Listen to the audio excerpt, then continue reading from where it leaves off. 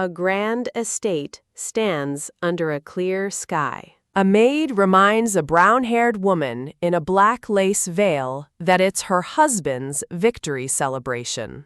The woman stands somberly while her maid gasps in concern. Reassuring her maid, the woman insists she is fine. She looks at her reflection, thinking she resembles a war widow. Standing by the window, she feels a glamorous dress would be inappropriate.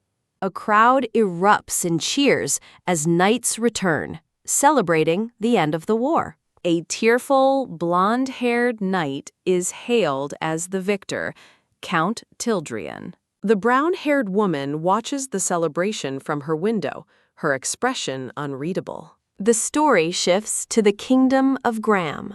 A royal family portrait introduces Sarah Neal, the kingdom's first princess. As a young girl, Princess Sarah Neal smiles with bright-eyed innocence. The royal family presents a young Sarah Neal to the court. Sarah Neal is greeted warmly by admiring nobles. The young princess continues to charm the members of the court. After a graceful curtsy, Sarah Neal is praised for her poise. Sarah Neal sits with her younger blonde-haired sister, who is deeply attached to her. Following a book's instructions, Sarah Neal creates a beautiful glowing orb for her amazed sister. The blonde sister beams, declaring her older sister is amazing. The beloved royal family waves to adoring crowds from a balcony. Princess Sarah Neal smiles and waves, basking in the public's affection. The happy memory shatters as narration reveals Sarah Neal's life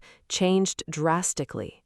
After a successful party, the king credits a weary Sarah Neal for its success. Sarah Neal confesses to her father that her body feels like it's burning, crying out in pain. She suddenly collapses as her horrified father screams her name.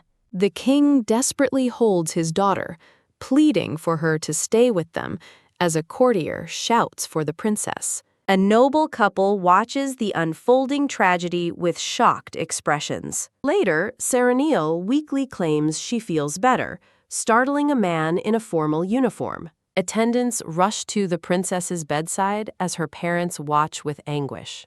Seeing a dark, bruised mark on her face in a mirror, Sarah Neal whispers in confusion. A hooded woman declares the princess is afflicted by a powerful curse she cannot break. The queen cries into her hand while the king comforts her, both devastated.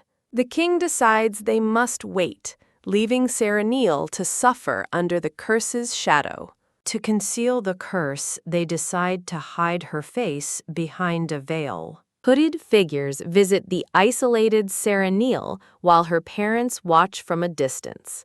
A man stands at a desk, overwhelmed by scrolls and paperwork. The cursed Sarah Neal sadly watches the man work from her doorway. Frustrated by her helplessness, she resolves she cannot just sit and do nothing. Sarah Neal pores over a book, searching for a method that might work. The king gravely tells the queen that this issue now concerns the royal succession. The queen furiously argues that even without Sarah Neal, they still have Layla. The king comforts his distraught wife, urging her to face their reality. Walking alone, the queen resolves that an heir like Sarah Neal will never win the people's trust. A red-haired head maid listens with a stern expression as other maids gossip.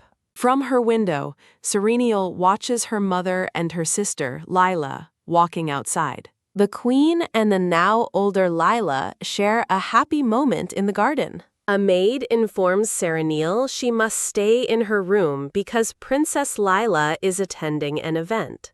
Dark rumors swirl, questioning if Sarah Neal's cleverness was a side effect of dabbling in dark magic. And so, Sarah Neal was cast out. Crying, Sarah Neal watches a door close, sealing her isolation. 8 years later, a happy family chats in a sunlit garden. Sarah Neal watches the cheerful group from the shadows, hidden behind her veil. Standing alone in a grand hall, she feels a sense of ominous dread. She reflects sadly that now even eye contact with others is forbidden. In a sun-drenched memory, a blonde-haired man kneels devotedly before her. Narration reveals this was the man who first approached the isolated princess. Serenial looks down at him, her expression soft in the memory. The man's ornate uniform signifies his high status. She fondly recalls thinking how long it had been since they last met. The handsome blonde-haired man is presented with a resolute gaze. He is a scion of a noble house, renowned for its lineage of knights. Known for his striking looks, he is the subject of many women's dreams. In the past, he and Serenial stood together under the arched windows. The blonde-haired man's expression remains serious and unreadable. Serenial greets Sir Tildrian, who explains he is visiting the king before heading to war and asks after her health. She quietly replies that for her, nothing has ever changed. Sir Tildrian responds with a quiet, "That's good to hear." He holds his hand over his heart, a picture of solemn duty. Serenial's eyes widen in surprise at an unspoken offer. Declining his company, she insists she would prefer to walk alone. She desperately wants to be with him, but cannot bear the mockery she would bring upon him. Overwhelmed by sorrow, she wishes she had never been cursed. Later, as a teacup clinks, she asks her parents if they plan to send her to a convent. Her father clarifies they are only suggesting it for the sake of her treatment. Her mother adds that the people there might find a way to break the curse. Serenial inwardly realizes their true goal is to remove her from the palace. Believing she is a burden to Lila, Serenial resigns herself, but the queen quickly dismisses her concern. The queen claims that after 10 years, they are simply trying another option. A now-grown Layla smiles with angelic grace. Layla offers hope, suggesting that perhaps the curse really can be broken. Standing, she asks what will happen when Serenial is finally cured.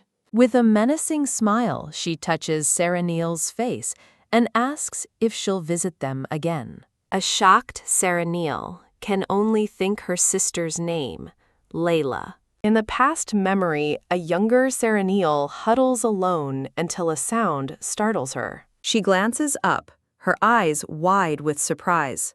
A very young Lila peeks into the room, and Serenial calls out her name. Layla explains she snuck over despite the warnings, timidly asking if her sister is truly cursed. Serenial reassures her that she will be cured soon and sends her away. As Layla clings to her, Serenial laments that her own face is hideous. Layla reaches for the veil, insisting she wants to see, while Serenial protests. Having torn the veil away, Lila stares up in wide-eyed shock. A scream tears through the hall, and the queen rushes in, shouting Lila's name. The queen is horrified to see the cursed Serenial with her younger daughter. Layla looks towards the queen and calls out for her mother. The queen rushes to her younger daughter's side, asking if she is okay. Holding Layla protectively, the queen glares at Serenial with cold fury.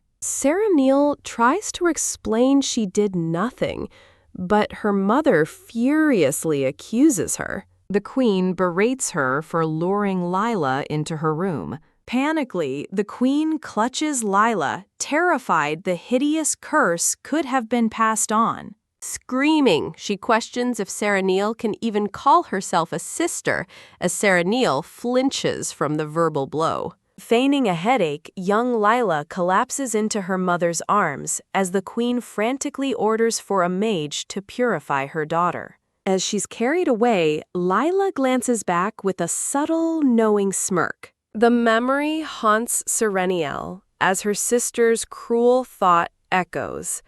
That cursed face really suits her. In the present, Lila happily informs the queen that she saw him today. As the queen muses about a potential marriage proposal, Layla coyly tells her not to get ahead of herself, while Serenil watches from the background.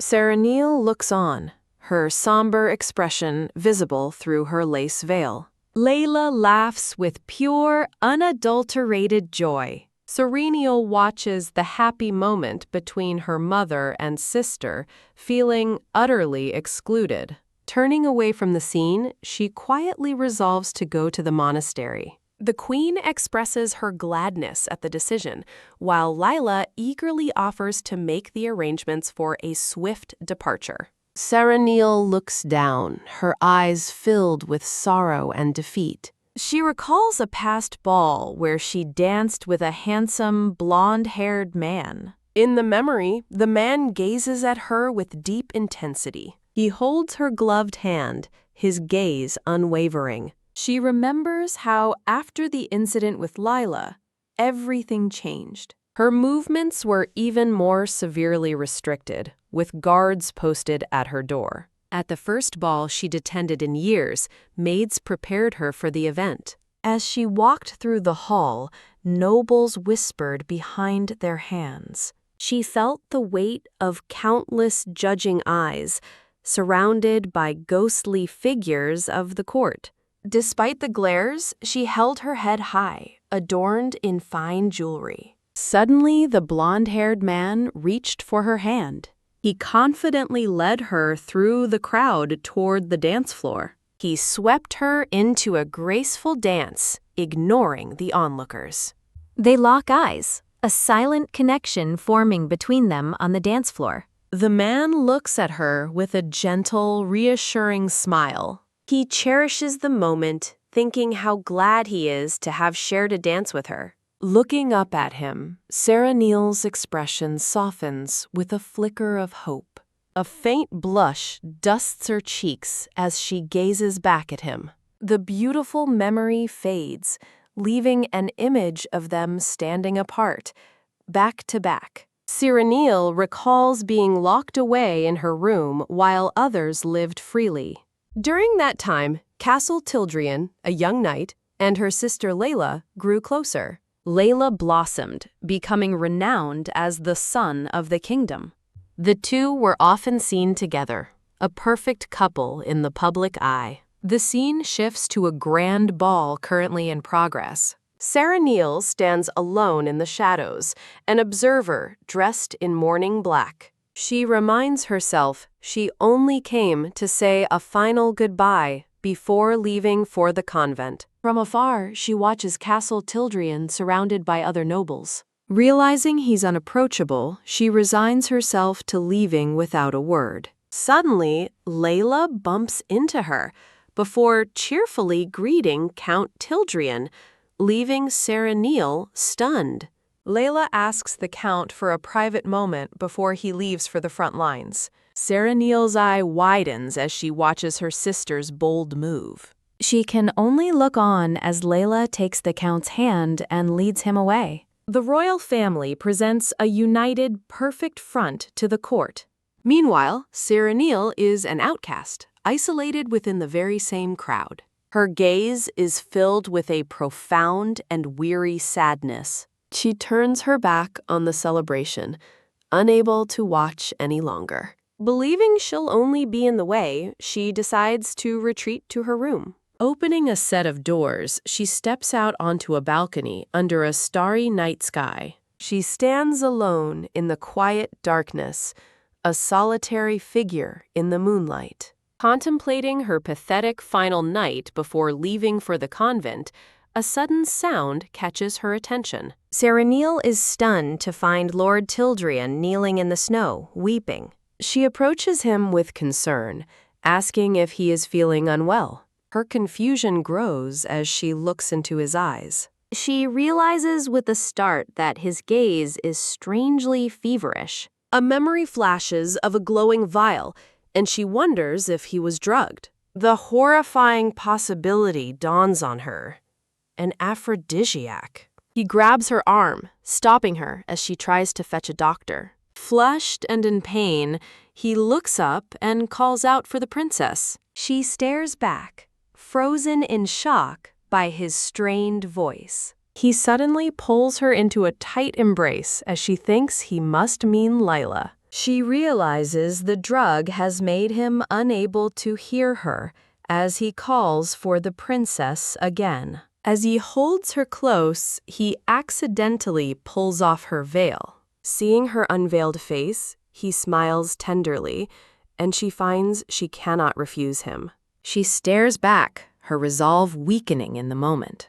He gently holds her face, leaning in for a kiss. Under the moonlight, they kiss, and she realizes she doesn't want to let go. Her cheeks flush as she is swept up in the unexpected passion. He carries the embrace into a bedroom, pushing her down onto the bed. He kisses her neck and shoulders, lost in the moment. They share a deep and passionate kiss. Overwhelmed, she cries out his name as he kisses her neck. She thinks of how she could only ever gaze at him from a distance before now. Now, so close, she can hear the sound of his heartbeat. She is completely overwhelmed, unsure of what to do as they embrace. She lets out a small shriek as his hand touches her bare thigh. Flustered by his touch, she calls out his name again. He pauses, his expression filled with a pained struggle. He offers to stop if she truly doesn't want this to happen. She thinks about how he has always been this way, respecting her will. His eyes, though clouded by unease, are filled with determination. His hand gently caresses her face, his touch tender. He leans in once more, his intentions clear. As they kiss again, she feels as though the entire night is a fleeting dream. Pulling back slightly, she admits that it's not that she dislikes it. She confesses it's her first time and she's unsure what to do. He suddenly pulls her back down, surprising her into calling his name. As he kisses her again, she breathlessly asks him to be a little slower. She surrenders to the moment, wrapping her arms around his neck. Their passionate embrace is lost in a romantic haze. The next morning dawns peacefully over the grand palace. In the morning light, they lie together, gazing at one another. Serenil awakens with a start, shocked to find Sir Tildrian beside her. Seeing him asleep, she realizes with horror that the night was not a dream. Embracing him from behind, she wonders what she has done. But her regret gives way to affection as she thinks his name, Castle. She holds him tight, crying silent tears of happiness. The queen bursts into the room, furiously demanding to know why Serenil left the party. Along with a maid, the queen finds her daughter clutching a sheet to her chest. The queen shouts in horror at Serenil's disheveled appearance. Her eyes widen in disbelief as she realizes Serenil is not alone in the bed. A disoriented Sir Tildrian wakes up as Serenil thinks his name in shock. He groans about his headache and wonders about the commotion. Turning to the woman beside him, he confusedly says her name, Princess Serenil. Thud. Serenil stares back at him, frozen in silent shock. Overwhelmed, the queen faints as her maids rush to help her. As she's carried away, the queen thinks she never meant for things to spiral like this. Later, Serenil and Lila sit opposite each other before their father and a royal physician. The physician confirms that Sir Tildrian was undoubtedly drugged. A narration explains that identifying the culprit was impossible since so many offered him drinks. Cassell is remembered looking weary while holding a glass of wine. Serenil sits quietly, her head bowed in contemplation. Layla glares at her sister, calling her a liar and accusing her of drugging Castle. She accuses Serenil of trying to steal him away, sarcastically adding she's stunning, even while cursed. Layla smugly states that this is why Serenil's life will never be fixed. Serenil clenches her fist, wondering what her sister would think if it were true. She denies the accusation, stating she wouldn't have created such a scandal, leaving Lila speechless. Serenil confidently asserts that Castle would have come if she had simply called for him. Layla flinches, stunned into silence by her sister's bold claim. Whop! Outraged, Layla turns to their father, demanding he address Serenil's statement. Their father silences her, stating the final decision is his, before asking Serenil her intentions. Serenil asks that the incident be treated as an accident and forgotten. She believes Sir Tildrian would also prefer to let the matter rest quietly. The king listens, his hand clenching as he makes his decision. He suddenly calls out for Lord Castle as Layla looks on in surprise. Castle steps forward, placing his hands protectively on Serenil's shoulders. Her father makes a shocking announcement.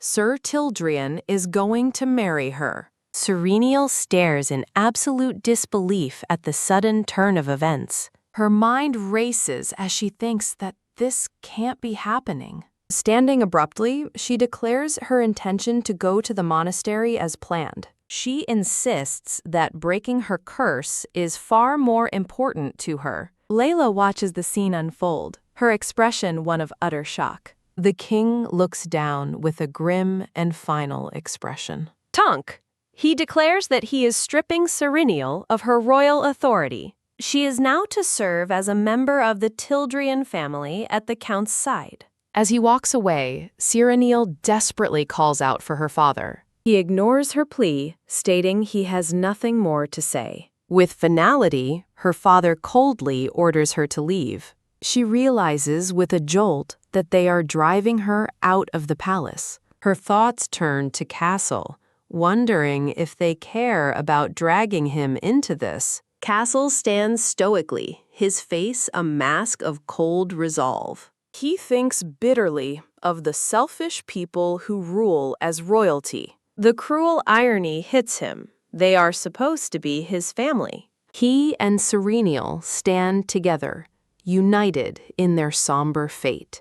Castle looks down, his expression heavy with sorrow and determination. The scene shifts to the grand Tildrian estate, now Serenil's new home. Maids help Serenil dress for her wedding in a beautiful white gown. She gazes at her reflection, a bride in a black lace veil. The priest stands nervously at the altar, ready to begin the ceremony.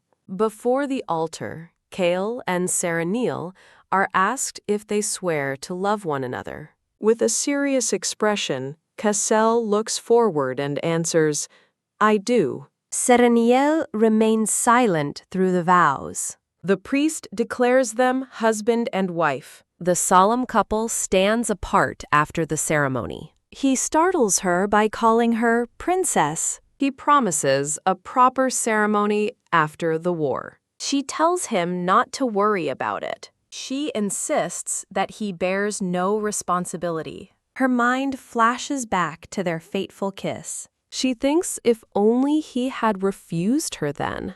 He counters, stating it is his responsibility. His expression is filled with grim determination. She reflects on the mistakes that led here. He suddenly pulls her into a comforting embrace. A bell tolls, signaling his deployment to war. They share a quiet moment before he leaves. He pulls her into a final, passionate kiss. As they part, a voice draws attention to them. Two knights gossip about why he married a monster. Serenil overhears their cruel, cutting words. Castle softly calls out her name, Princess Serenil. He presents her with a wax-sealed letter. From horseback, he apologizes for his swift departure. Against the sunset, he prepares to ride away. She silently watches his retreating figure. The army receives the command to march. Serenil watches him go with resolved eyes. A maid informs her it's time to leave. A grand carriage awaits to take her away. Inside the carriage, she holds his letter. She carefully breaks the seal and begins to read. He writes that he is unaware of the circumstances. She gazes out the window as she travels. He signs the letter as her husband, Cassel Tildrian. Reading his name, she feels a stir of emotion. She wonders why he is so kind to her. She resolves to focus on their tight finances. With determination, she believes they can recover. Looking outside, she sees the estate grounds. She notes the facilities are in terrible shape. The dilapidated state of the mansion shocks her. The head butler, Hans, introduces himself. She immediately demands an explanation from him. The view settles on a crumbling garden gazebo. The butler grimly admits this will take a while. The once grand estate appears aged and faded. He leads her down a long, empty hall. She observes that the mansion's interior is neglected. Two maids gasp in shock upon seeing her. She realizes there is only a handful of servants. She stops, her attention caught by something unseen. She stops before a grand family portrait. Hans explains the portrait is from before Cassel's academy days. A flashback shows Cassel's parents with him as a baby. The happy memory is shattered by a maid's urgent warning. The narrator reveals her husband had an accident on a mission, ending their happiness. At his father's funeral, a young Cassel watches his mother grieve. His mother is lost in overwhelming sorrow. In response, young Cassel dedicated himself to swordsmanship. Someone suggests a distraction to ease her grief. She sits silently at a social gathering.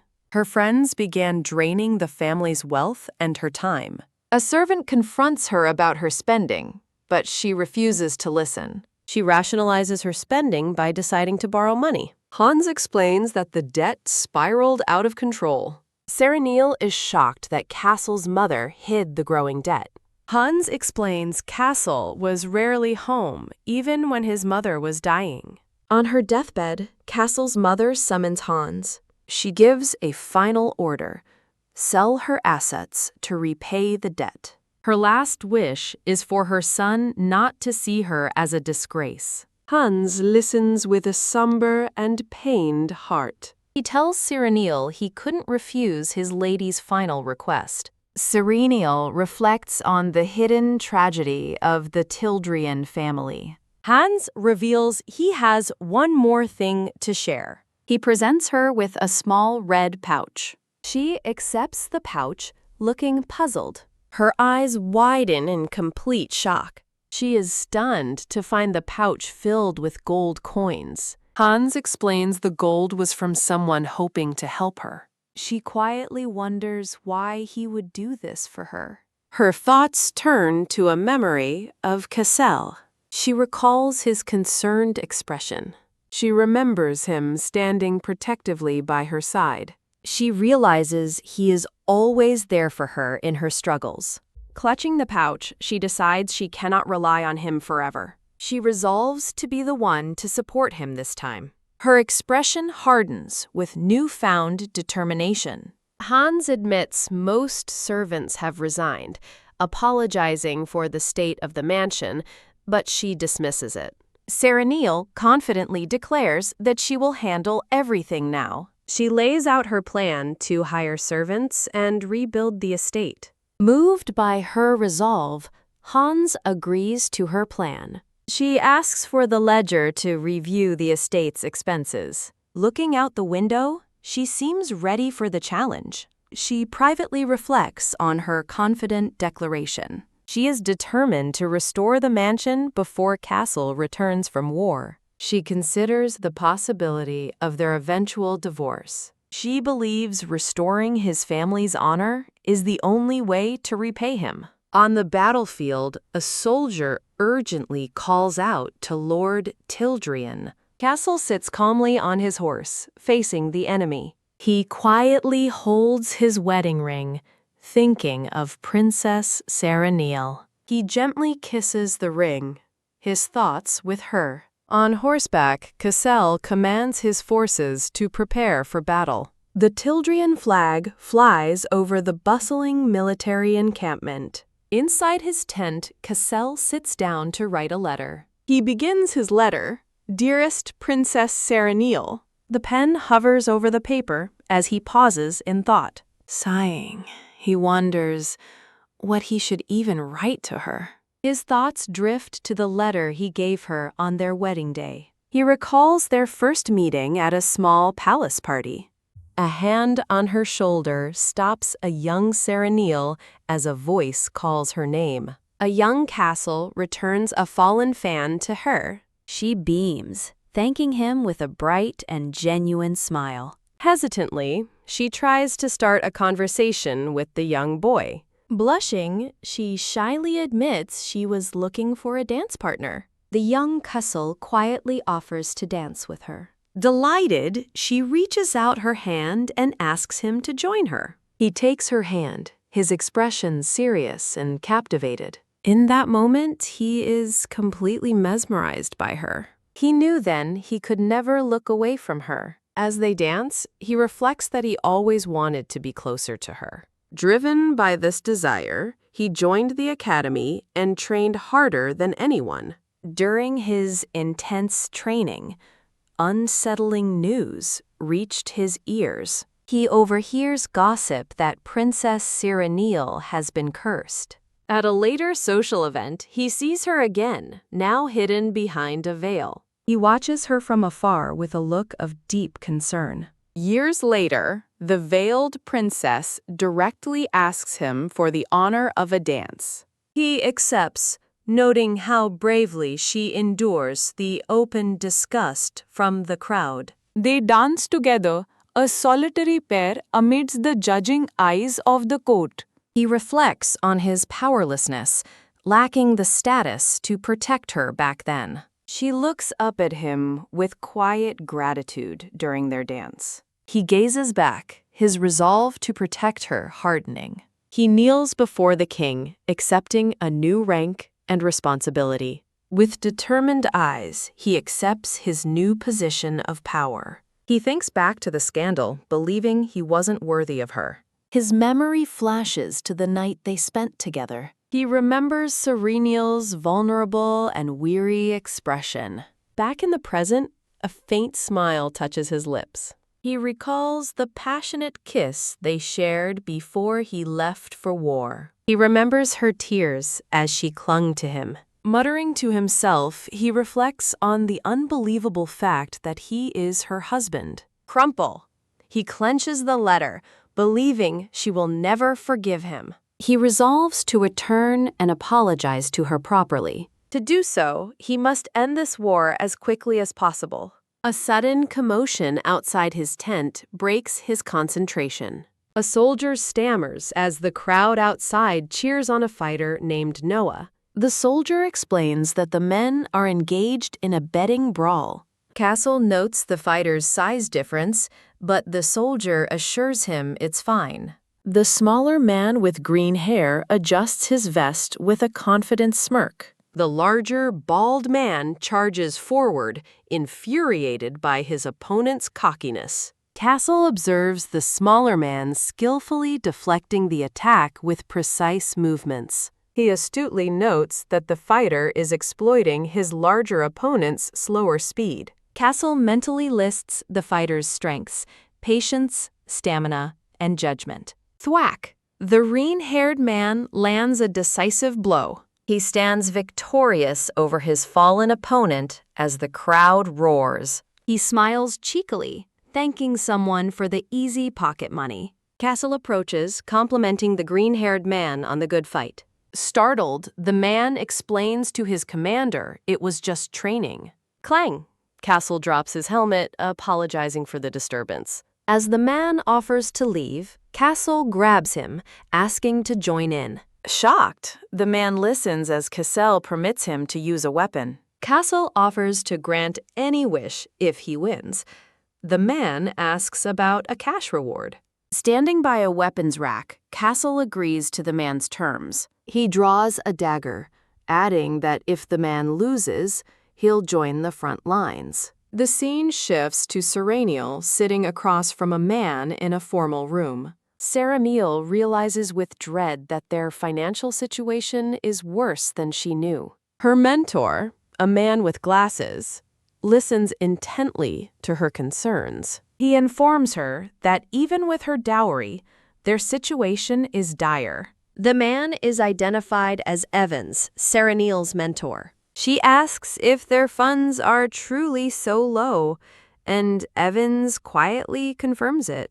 Evans gestures earnestly, his expression grave. He reveals their only potential income source, a mine, has been abandoned. Serenial questions the state of the mine, wondering if it can still produce gems. The view shows a dark, desolate, and seemingly empty mine shaft. She grimly accepts that the royal family would never give her anything of value. Her thoughts drift to an image of Cassel in his armor. She is seen sitting alone, framed by a window with barren branches. Veiled and pensive, she stares into the distance. She resolves to visit the mine herself to assess its true worth. Rattle. Her carriage travels along a rough, overgrown path. Inside, Serenial feels sick from the bumpy, lengthy journey. Bump. She laments how unexpectedly bad the road is. She notes Hans and the others are struggling, wishing they'd rented another carriage. A sudden knock sounds on her window. Her escort knight, Aiden, suggests stopping for the night. He points toward a nearby inn, proposing they rest there. Serenial looks doubtfully at the rustic inn. She sees that Hans and her maid look utterly exhausted. Sighing, she concedes and agrees to stay at the inn. Serenial addresses her retinue, wishing them a good rest. The escort knight, Aiden, watches her with a thoughtful gaze. He smirks, musing that even a cursed princess is still a princess. The scene transitions to a simple wooden staircase inside the inn. Later, Serenial regrets her haste and resolves to plan her routes better. Hearing a knock, she invites the person to enter as the door creaks open. Aiden enters with a dinner tray, offering a polite, "Excuse me." He reintroduces himself as Aiden while setting down her meal. He places the tray on the table, having brought her dinner. He smiles smoothly, stating it's natural to serve the princess. Serenial turns her head away, looking unsettled by his presence. He mockingly asks if this is her first time seeing a commoner's meal. Leaning closer, he taunts her, asking if she needs to be fed. Her eye narrows as she thinks, "How rude." A man with reddish-brown hair thinks he never expected a knight to treat him this way. Serenial reminds herself to remain composed and not get emotional. She addresses the man as Aiden, and he confirms his name. Serenial explains she has left the royal palace to join the Tildrian family. She tells Aiden to stop treating her like a princess, as she won't act like one. He stares back, a look of surprise on his face. Turning to her, Aiden asks if he can question her about something. He asks why she is so dedicated to the Count's family. She recalls the Count was the first person to ever reach out to her. A warm memory surfaces of her dancing with the blonde Count at a ball. With a gentle smile, she explains her desire to repay his kindness. Aiden chuckles to himself, thinking her expression reveals her true feelings for the Count. He remarks that she has a surprisingly girlish side for someone he thought would be difficult.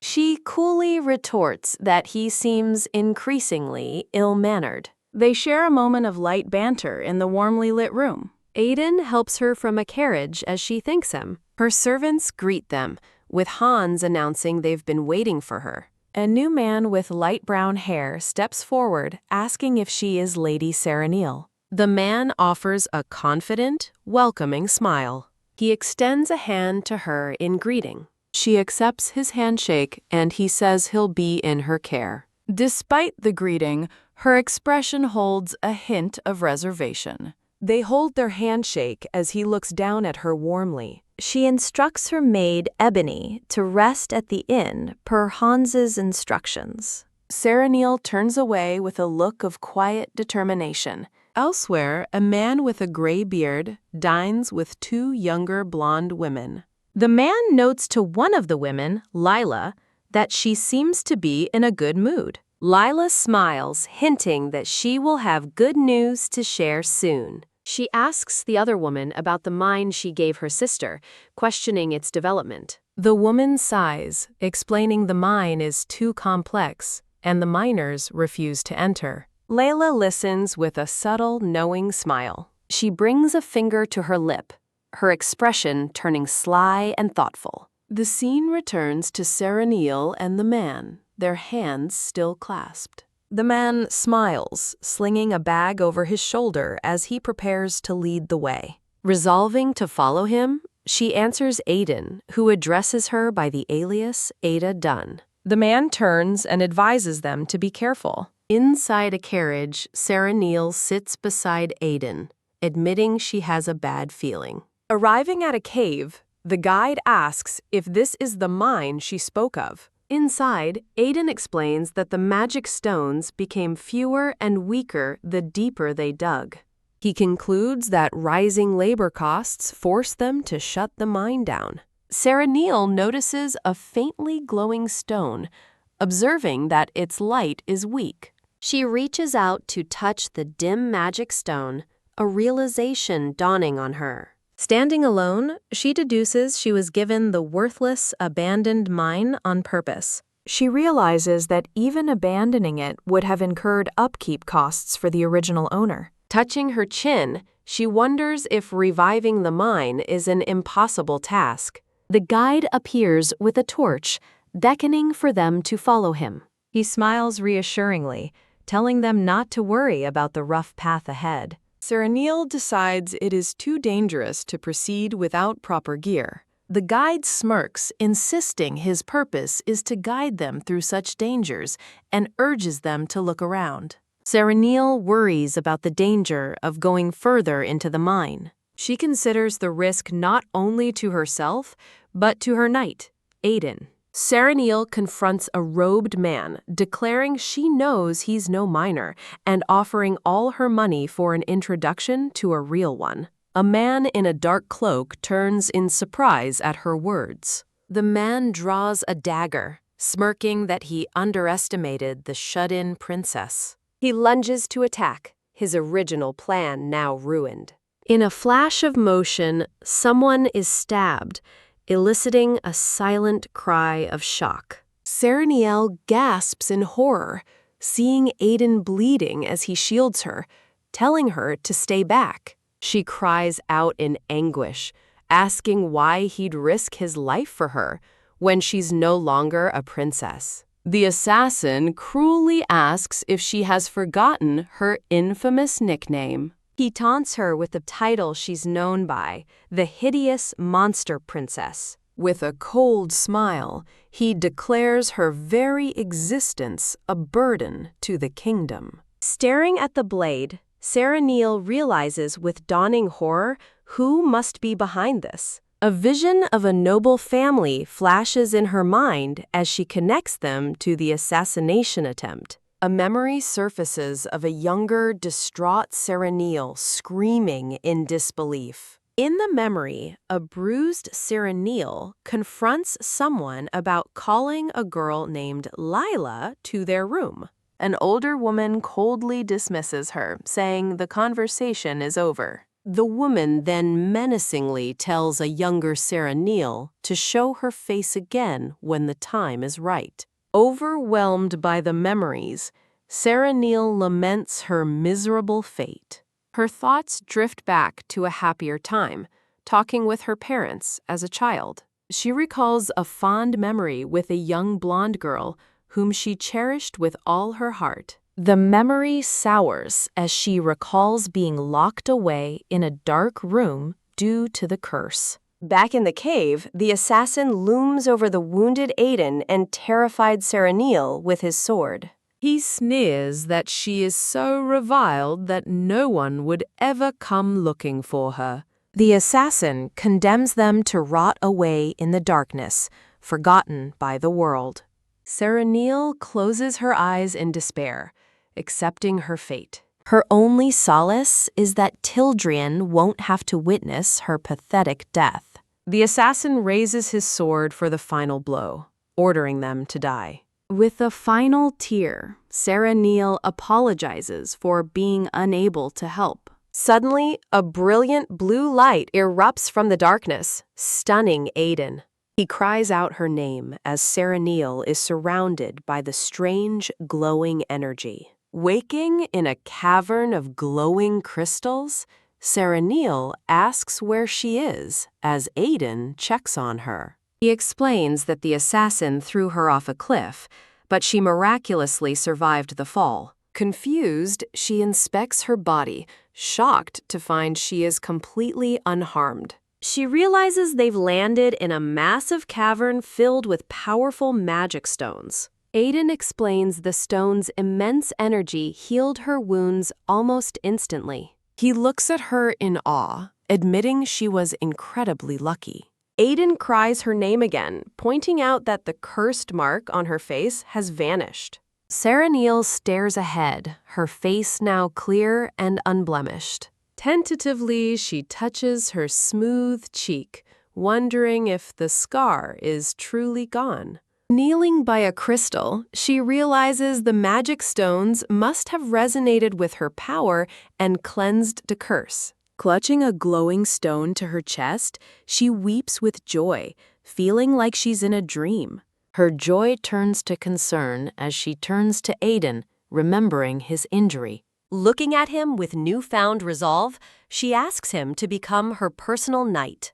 She explains the magic stones are a priceless asset that will draw danger now that she is vulnerable. She foresees greedy nobles coming after her life once more. With unwavering certainty, she declares that he is the only one who can protect her now. Sarah Neil confidently turns to him, now focused on the practical matter of escaping the cave. Puzzled by his silence, she assumes he is concerned about payment and asks him to name his price. Aiden simply looks back at her, a gentle, knowing smile gracing his lips. She teases him about his skills, but he finds her newfound humor amusing. Together, Sarah Neil and Aiden walk out of the cavern into the light. After safely escaping the mine, they are tearfully greeted by her loyal servants. She explains that they began selling the magic stones through Aiden's mercenary guild.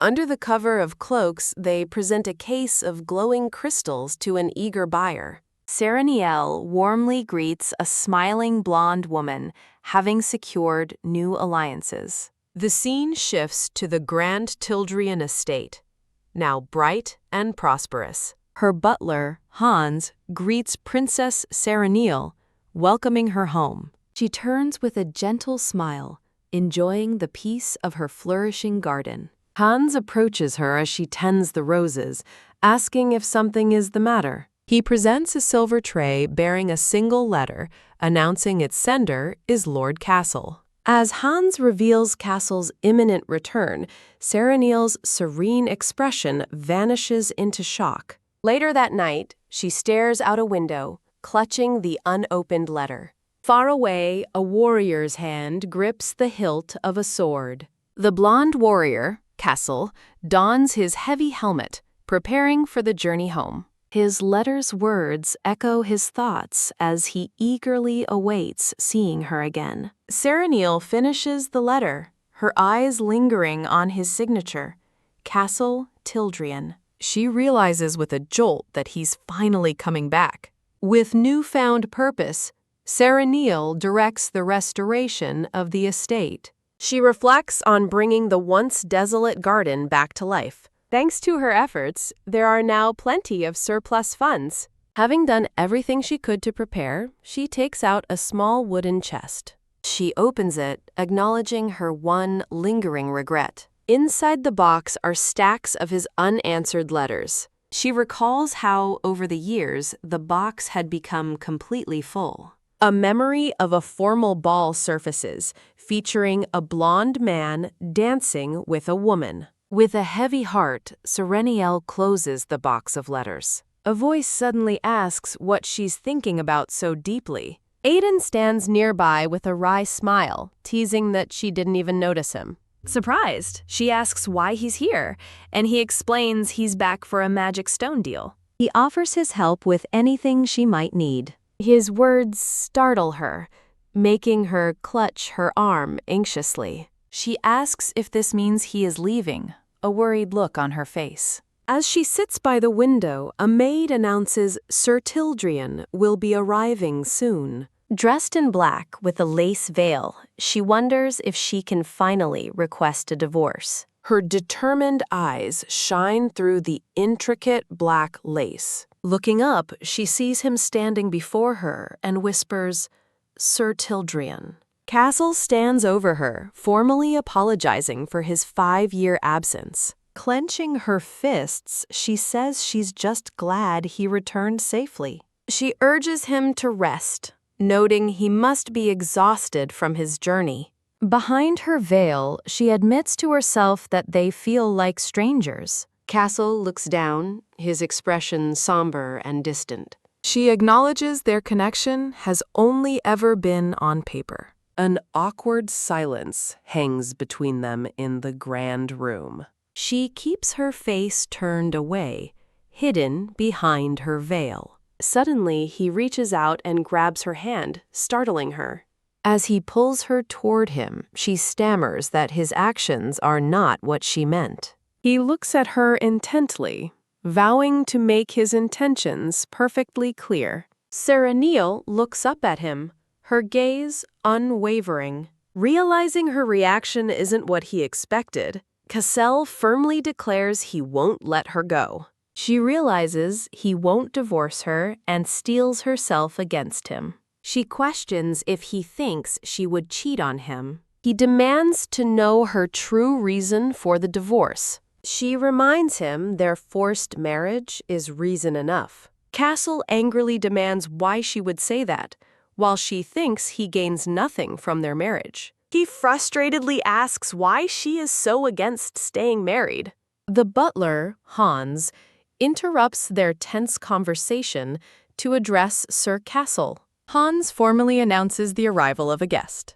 Castle postpones their discussion, vowing to continue it later. Sereniel watches him leave with a somber, resolute expression. She stands alone in the grand hallway, lost in thought. A quiet click sounds as she looks up, her attention caught. Castle returns, apologizing for keeping her waiting. She asks about the guest, and he confirms they've left, crediting her flawless preparations. He remarks how much has changed in the 5 years since he left for war. He suddenly bows and thanks her, leaving her utterly bewildered.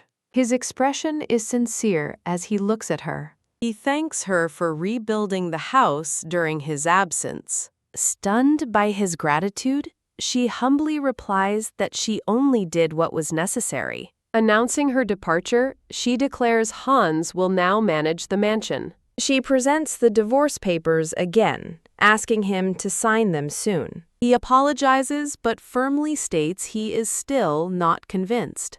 As he steps closer, she questions why he is being so difficult. He corners her, insisting he needs to hear a clear reason from her. She wonders why he is being so incredibly stubborn. Her expression reveals her deep confusion and inner conflict. He gently touches her face, wondering why she looks so sad. He suddenly pulls her into a warm embrace. Completely taken by surprise, she can only stare in shock. Holding her close, he says divorce is something he has never considered.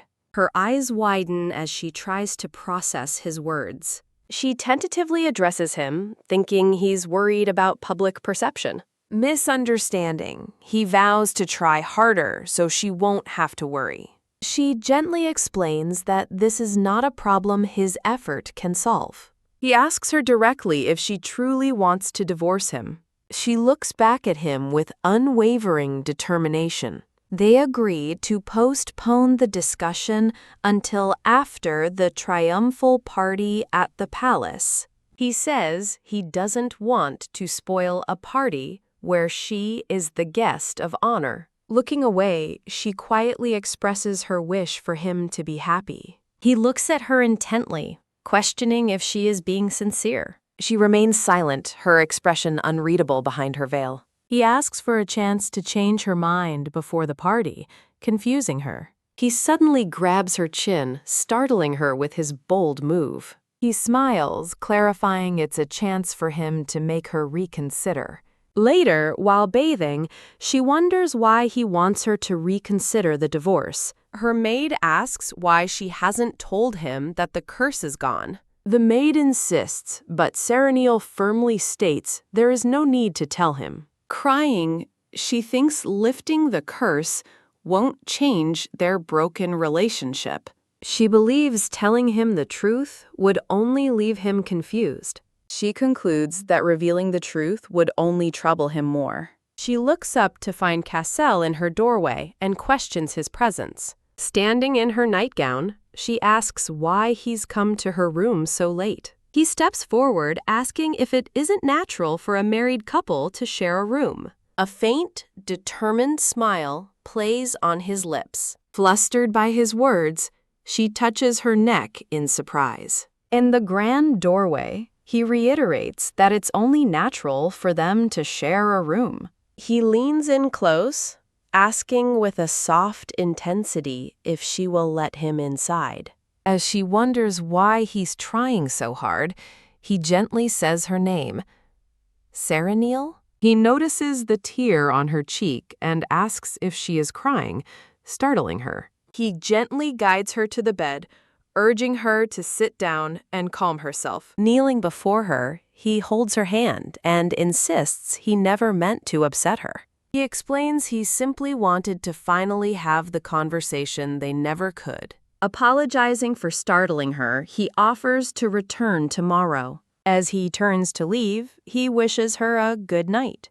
Her eyes follow him, a look of contemplation on her face. She quickly stops him, saying he can stay if it's just to talk. He stops, covering his mouth as he admits that talking isn't his only reason. He confesses his true fear. He didn't want her to hate him. She forces a pained smile, asking why he'd care if a wife with a hideous face hated him. He looks down at her with a somber expression, whispering her name. He closes the distance between them, capturing her lips in a tender kiss. Pulling back, he insists he's never once thought she was hideous and begs her to stop demeaning herself. Stunned by his words, she looks up at him in disbelief. They hold each other in a heartfelt embrace by the bed. As things escalate, she whispers his name while he asks what she needs.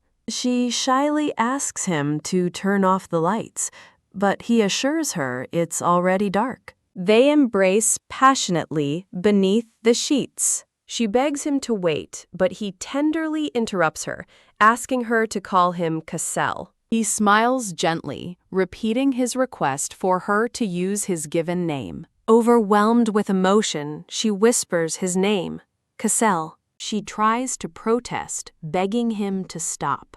A sudden gasp escapes her lips as she arches in surprise. He holds her close, whispering her name in the heat of the moment. Brushing his hair back, he gently encourages her to relax more. Her mind races as she thinks her body is so hot she might lose control. Their hands intertwine as she lets out another cry.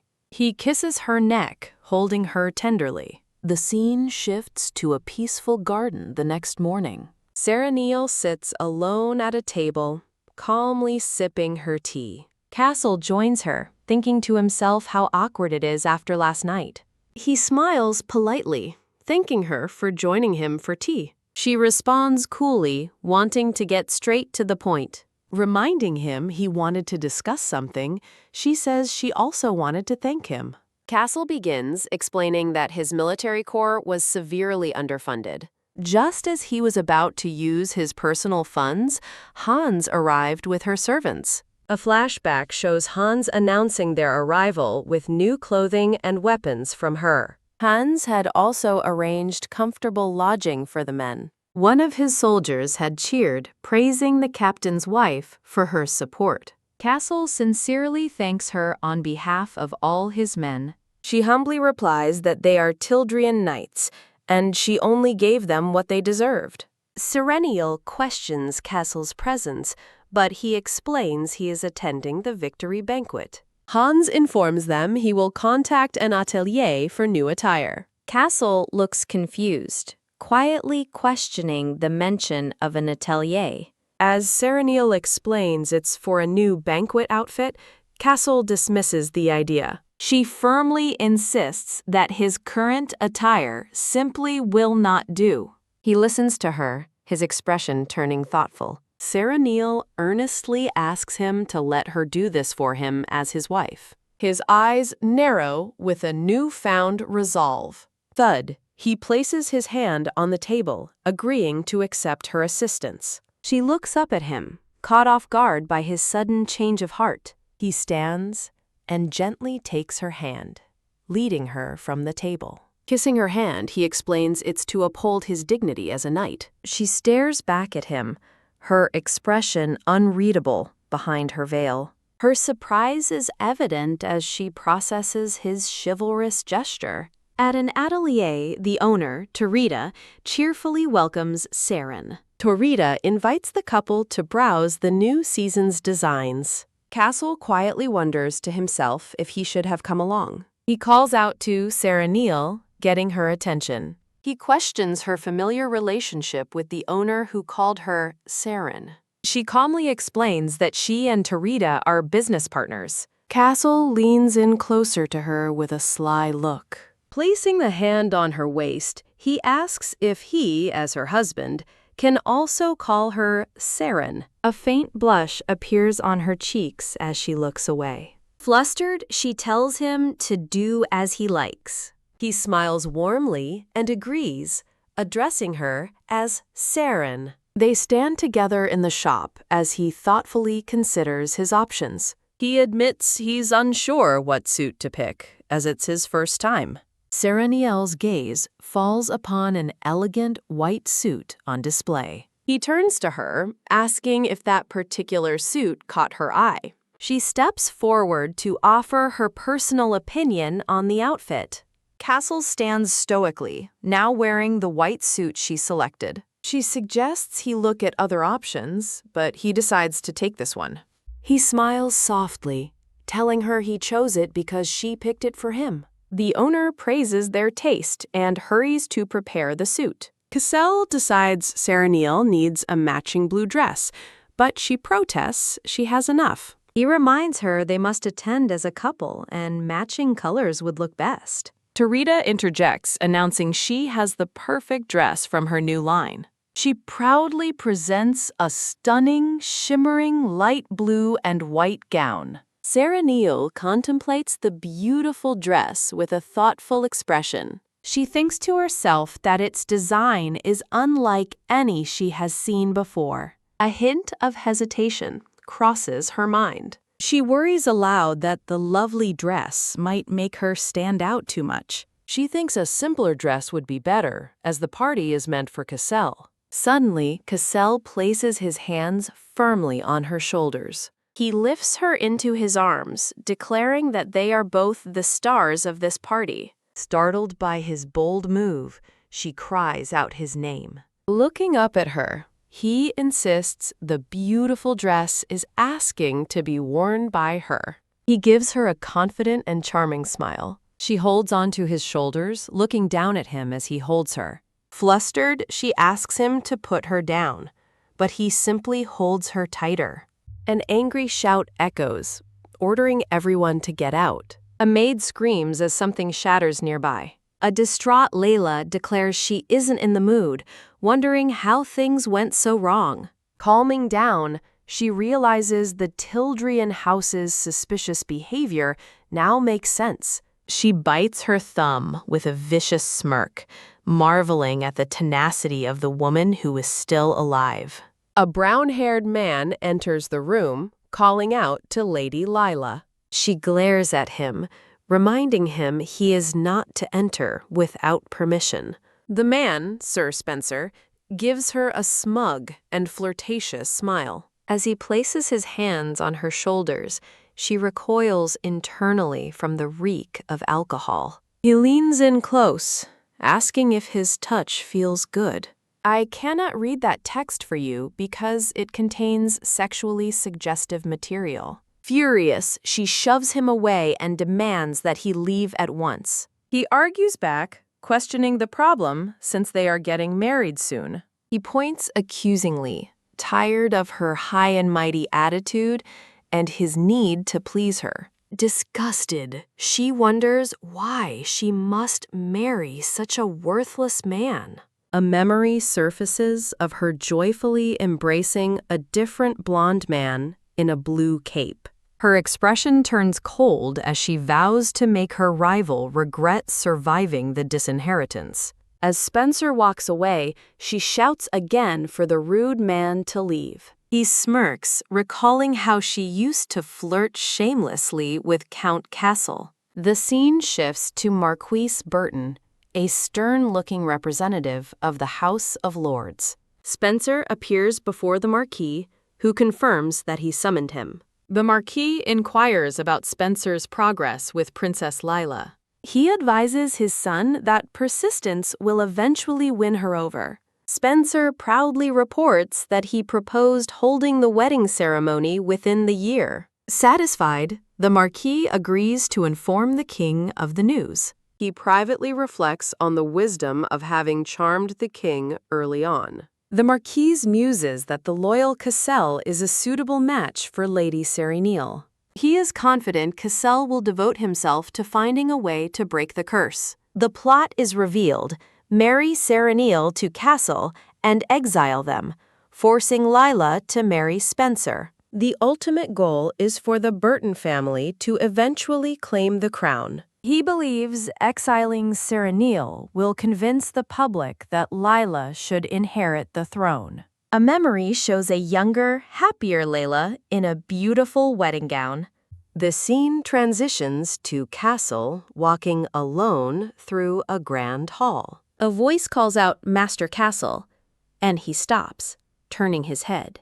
A smiling Layla greets him warmly. Cassel formally apologizes for his long absence, as Layla asks if he's already leaving. He confirms that his business with His Majesty is finished. Layla asks him to stay, inviting him for tea since it has been a while. He bluntly rejects her invitation, stating he has other plans and calling for his carriage. Her smile fades as she thinks with frustration, "Are you rejecting me again?" In a flashback, she recalls interacting with Castle, who remains polite but distant. She thinks about how he always maintained his manners, but never truly let his guard down. She remembers how everyone else fawns over her, yet he chose to dance with another. The memory focuses on the veiled woman, Serenial, whom Castle chose. Layla watches from afar as Castle and the veiled Serenial dance together. Her face flushes with jealousy and humiliation.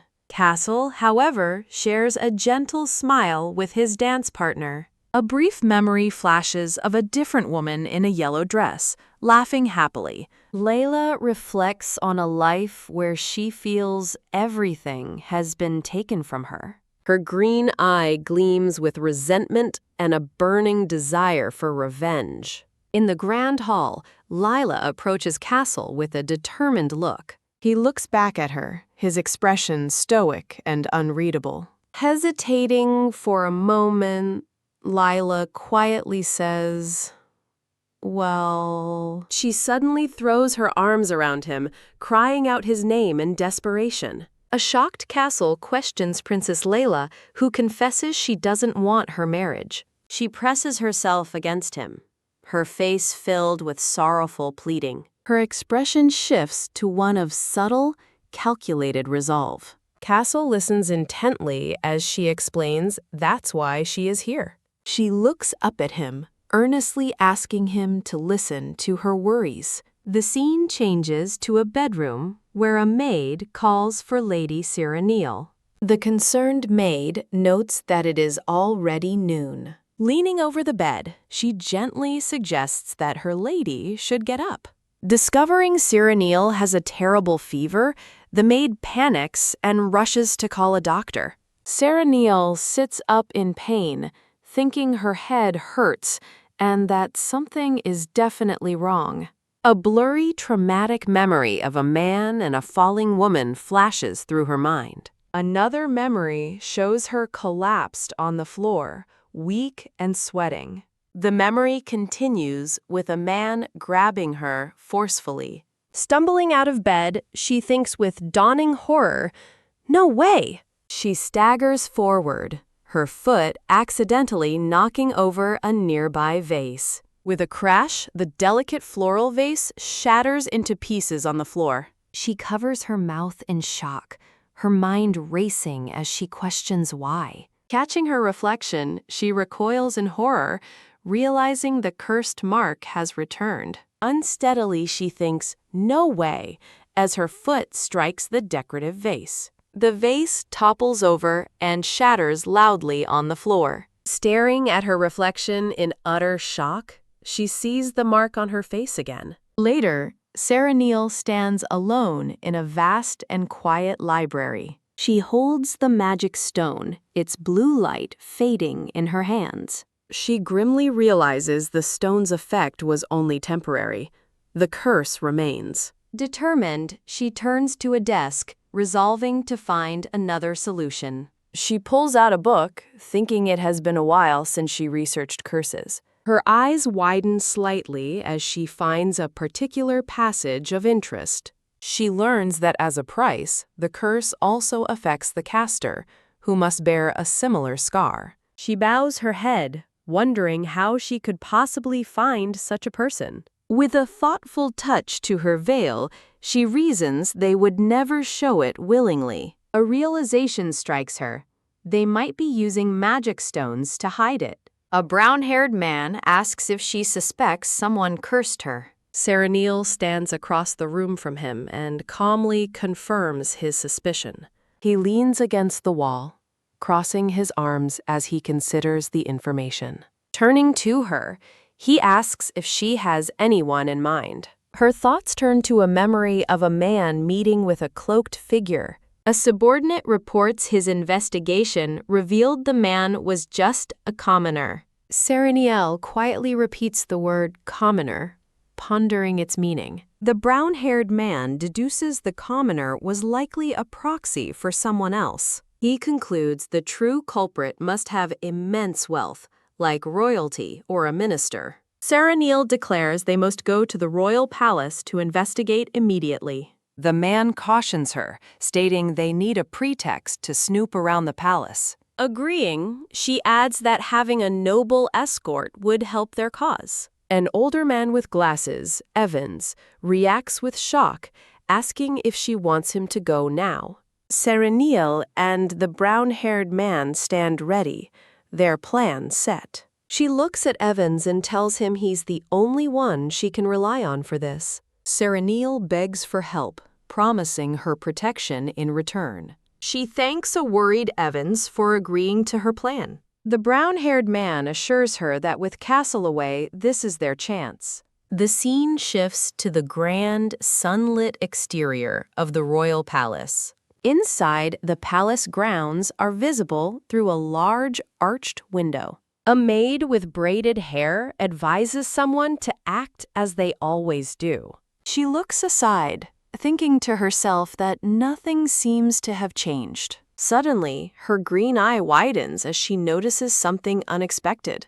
She sees Castle walking outside with a blonde woman clinging to his arm. She wonders if Castle has been at the royal palace the entire time. Seeing the woman's joyful expression, she questions why he is with Lila.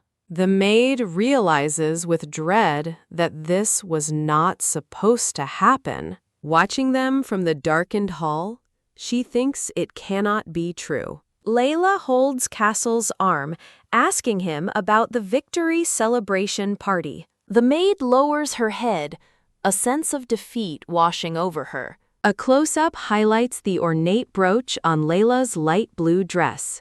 Castle states coolly that her presence would mean a lot to him. From a distance, the maid continues to watch their tense conversation. A memory shows Castle and Layla looking like a perfect couple. Back in the present, Castle pulls his arm away from Layla's grasp. The maid watches the scene unfold with a somber expression. Her worried gaze remains fixed on the couple outside. She thinks Cassell's name, her expression filled with shock and confusion. Hurt, Layla asks Castle why he would say such a thing to her. She looks up at him with a blush, asking if he isn't on her side. With a hand on her chest, she says she thought he would understand her feelings. Castle coldly questions why he would ever understand her feelings. Layla smiles slyly, retorting that the reason should be obvious. She accuses him of marrying her sister out of pity and obligation, not love. With a malicious grin, she declares that no one could love someone so cursed. The watching maid thinks desperately for her to stop.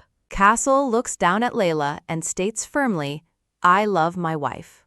Stunned into silence, Layla can only question if he truly loves her. She recovers with a cruel smirk, asking how long that will last. Turning her back on him, she tells him to deliver a message to her sister. She says she is looking forward to seeing her sister's beautiful face at the party. Storming off, Layla furiously shrubs the maid out of her path. Castle and the maid watch her departure with stern expressions.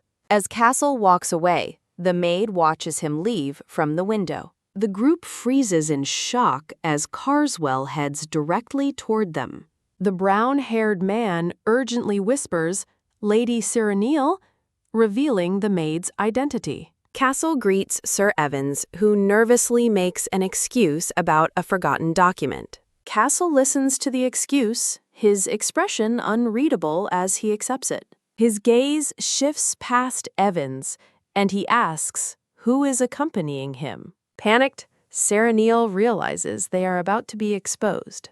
She hides behind the brown-haired man, offering a deep, silent apology. The brown-haired man smoothly covers for her, claiming she is just shy. Cassell seems to accept the explanation without further question. The brown-haired man quickly announces that they will be leaving now. As Castle departs, the man tells Cyreniel they should return to the mansion. Cyreniel, disguised as a maid, reluctantly agrees, "You're right." Later, she stands alone on a dark balcony, lost in thought. She reflects that she knew Cassell was kind but had dismissed it as mere courtesy. Clenching the railing, she realizes his kindness was entirely genuine. A faint memory of Cassell's gentle smile flashes in her mind. Her expression softens with a sad understanding. Leaning against the pillar, she berates herself for being a fool. A voice suddenly finds her in the dark, revealing Castle's presence. Startled, she turns to face him, surprised by his unexpected return home. Castle looks at her with earnest concern, admitting he was worried. He explains that he has been staying at the royal palace for the past few days. While there, he says he came to a painful realization about how lonely she must have been. Confused by his words, Cyreniel asks what he means. He reveals that at the palace, it was as if she didn't exist. Even His Majesty never once mentioned her name. Furthermore, he adds that all the nobles simply pretended she wasn't there. Staring at a royal family portrait, he concludes it was as if she had been completely erased. He places a hand over his heart and offers her a sincere apology. Overwhelmed by his empathy, Sarah Neal begins to cry. Castle gently leans in, kissing her under the bright moonlight. He pulls her into a tight embrace as she asks him not to apologize. Smiling tenderly, she gently caresses his cheek. He effortlessly lifts her into his arms, carrying her inside. Inside, they share another sweet, lingering kiss. He looks at her with flushed desire, breathing her name. Sarah Neal denies trying to tease him, but he warns her that he won't be able to hold back. Turning away, he removes his shirt, assuring her she can be as loud as she wants. He faces her, his scarred, muscular physique revealed, adding that he dismissed the servants. He pulls her close, embracing her tenderly from behind. Nuzzling her neck, he playfully asks if Selene wants him to prepare a bath. She clings to him, asking him to stay with her a little longer. Calling her a spoiled brat, Cassel kisses her hand while she asks if he hates her for it. He looks at her with deep affection, admitting he now realizes all her feelings are true. She looks up at him with a happy, blushing expression. They share a passionate embrace in the moonlit room. The next day, sunlight illuminates the grand mansion. Outside, a magnificent white and gold carriage awaits. Castle, now dressed in a formal white suit, is approached by a servant and asks for Seren. An older butler watches them, remarking on how quickly the day of the return party has arrived. Sereniel stands ready inside, her face hidden behind an elegant black lace veil. Outside, Castle waits, his expression determined as someone calls his name. Sereniel gracefully appears, apologizing for the delay. Struck by her appearance, Castle can only say her name. He averts his gaze slightly, telling her she looks beautiful. Sereniel looks down, a hint of sadness in her posture. He extends his hand, formally asking her to take it. Through the veil, her eyes show a steely resolve. The scene shifts to an aerial view of the vast and imposing royal palace. As they arrive at the grand entrance, Cassel invites her to go inside. He notices her demeanor and asks if she is all right, commenting that she looks pale. Facing the imposing doors, she quietly wonders to herself if she will be okay. Sarah Neal notes it has been some time since she stood before so many people. Castle smiles warmly, promising no one will make her feel uneasy today. Taking her hand, he reassures her that he is by her side. A blush rises on her cheek as she looks at him, moved. He proudly escorts her into the grand, brightly lit ballroom. As they approach the royal balcony, Castle formally greets His Majesty. The king, wearing his crown, expresses his gladness that they have returned safely. Later, Castle and Sereniel stand opposite each other on the ballroom floor. He gently speaks her name, and she softly asks what it is. He reminisces about when they danced at her coming-of-age ceremony. He admits it was their first dance, and that he thought it would be their last. They stand facing one another, a quiet distance between them. He calls her name again, his voice filled with gentle longing. With a charming smile, he formally extends his hand for a dance. She smiles brightly, taking his hand and offering to lead. He graciously accepts, telling her to please do so. They come together in a graceful embrace, beginning their dance. As they move, she finds the moment strange and surreal. They twirl elegantly across the floor, a vision among the other dancers. She looks up at him with a serene, happy smile. She thinks to herself that in a room full of people, she sees only him. The world around them fades into a golden glow as they dance. The dance concludes as he bows and gently kisses her gloved hand. Onlookers gossip amongst themselves, wondering about Mrs. Sereniel. The couple stands together, a picture of elegance and poise. A blonde woman in pink remarks that Serenial's matching dress caught her eye instantly. The blonde woman glares at Serenial with a cold, unconcealed envy.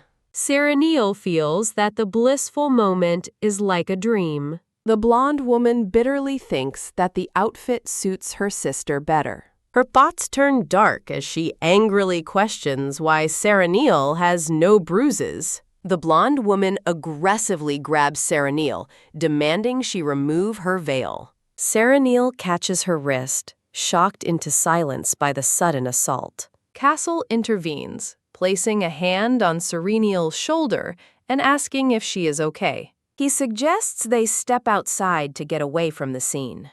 The blonde woman desperately calls out to Sir Castle, claiming her sister's bruises have suspiciously vanished. Castle turns back, coldly warning her to stop and never touch Serenial again. He delivers a final threat, stating he will not turn a blind eye next time. The stunned blonde woman trembles, wondering what is happening. Outside, Serenial thanks Castle, who humbly replies he only did his duty. Castle turns to leave, offering to get something to clean her with. Alone, Serenial reflects on the close call, realizing Castle's intervention saved her. She suspects the curse caster is in the palace and resolves to hide her recovery. Suddenly, an arrow silently cuts through the night air. Thwack! The arrow embeds itself in the bench right beside her head, startling her. She stares at the arrow, shocked and wondering what it is. With trembling hands, she removes a note tied to the arrow's shaft. The note warns her not to investigate the curse, or those around her will pay. She realizes it's a threat letter. She sits alone on the bench, reading the ominous first line of the threat. As she reads the final warning, her expression hardens with resolve.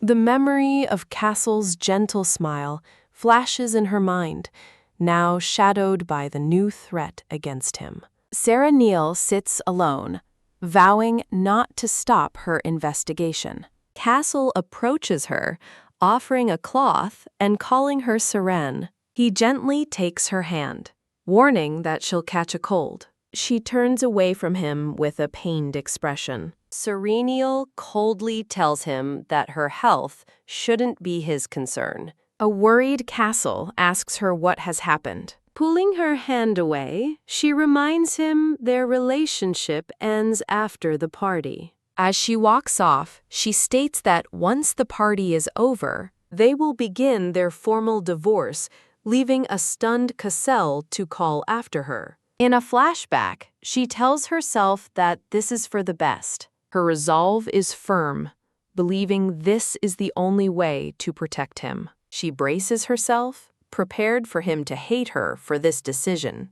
Later, Aiden serves a hooded Serenial a meal at a tavern. He worries aloud, asking if Miss Serenial is truly okay with her decision. Aiden wonders if the Count is the one responsible for her distress. When she questions him, he explains Castle is always involved when she's upset. She tries to deny it, but he pleads with her not to push him away. He asks what happened at the party, prompting her to reveal she received a threat letter. Shocked, he listens as she explains the letter threatens those around her. She then asks him to back off for his own safety. Aiden stands abruptly, telling her not to underestimate him. He declares that the threat only makes him more determined to find the culprit. He reminds her of his promise to protect her from all danger. Serenial smiles warmly, thinking she's found a fine apprentice. Her praise leaves Aiden feeling honored. She offers him a sincere thank you for his unwavering support. Aiden looks away, flustered by her gratitude. Serenial returns to the mansion, the sound of a door echoing from the staircase. A maid rushes to meet her, worriedly exclaiming that she is late. Serenial calmly asks the maid what has her so concerned. The maid stands nervously before her, unable to answer. Sereniel's gaze drifts past the maid as she wonders if Cassel is drinking. A brief scene confirms her suspicion. Cassel is drinking at a party. She decides to check on him and dismisses the maid for the night. She hesitates, worried she is the reason for his suffering. Lost in thought, she questions if she has any right to comfort him. Deciding it's better to leave him be, she reaches for a door. But before she can turn away, Cassel pulls her into a sudden embrace. Startled by his sudden appearance, she cries out his name. Cassel looks down at her, noting she's been spending time with Aiden. She tells him he's had too much to drink and suggests they talk tomorrow. With tears in his eyes, Cassel desperately asks if she is going to leave him. She looks up at him, shocked to see him in such a vulnerable state. As she stares at him, a heartbreaking realization dawns on her. She sees a tear fall from his eye and realizes he's crying. He begs her to tell him it's a lie and that she will stay. Burying his face in her shoulder, he begins a pained confession. He admits he can't live without her, leaving Sereniel stunned. Her eyes harden with resolve. She tells herself she cannot falter. But as he clings to her, she feels her determination begin to waver. She whispers Cassel's name during their kiss. Holding his face, Sereniel asks him to promise to believe everything she says. Visibly moved, Cassel readily agrees, saying, "Of course." With her decision made, Sereniel says, "Well then." She asks if he is now ready to listen to her story. She begins her tale, confessing to Cassel everything she has experienced. She reveals how the curse was temporarily lifted by a magic stone. She recounts the painful memory of the curse returning in full force. She admits she was secretly pursuing the culprit behind his back. Cassel reacts in shock, learning that she received a threat letter. Sereniel explains she pushed him away, afraid he would be put in danger. Concluding her story, she admits she was avoiding him, prompting a sincere apology from Cassel. He bows his head, apologizing for dragging Seren into this problem. He gently takes her hand in his. Sitting beside her, he tells her not to bear her burdens alone. He looks at her tenderly, urging her to rely on him in times of trouble. Touched by his words, Sereniel thinks his name with deep emotion. A close-up of her eye reveals her thought. "I'm all ready." They share a warm embrace as she softly agrees. As he kisses her forehead, she thinks how grateful she is for him. Later, as a maid helps her dress, she feels certain she made the right choice. She reflects that she finally had a good night's sleep. In bed, Cassel assures her he will increase the guards and investigate himself, telling her to rest before kissing her. A maid suddenly rushes in, urgently calling for the madam. Sereniel looks up as the maid announces the arrival of a visitor. Sereniel sits for tea on the patio with a brown-haired woman. The woman, Countess Barton, formally greets Sereniel as the new countess. Sereniel asks the countess why she has arrived so early. Countess Barton apologizes, explaining she's wanted to speak with her since the party. The countess remarks on how much the mansion's atmosphere has changed. To tell the truth, she says, she was on good terms with the previous countess. Sereniel listens with a neutral expression, questioning the claim. The countess expresses her hope to build a similarly strong friendship. She reveals that she is planning a tea party at her own mansion. As a maid presents a formal invitation, the countess extends it to Sereniel. Sereniel politely defers, asking to consult her husband first.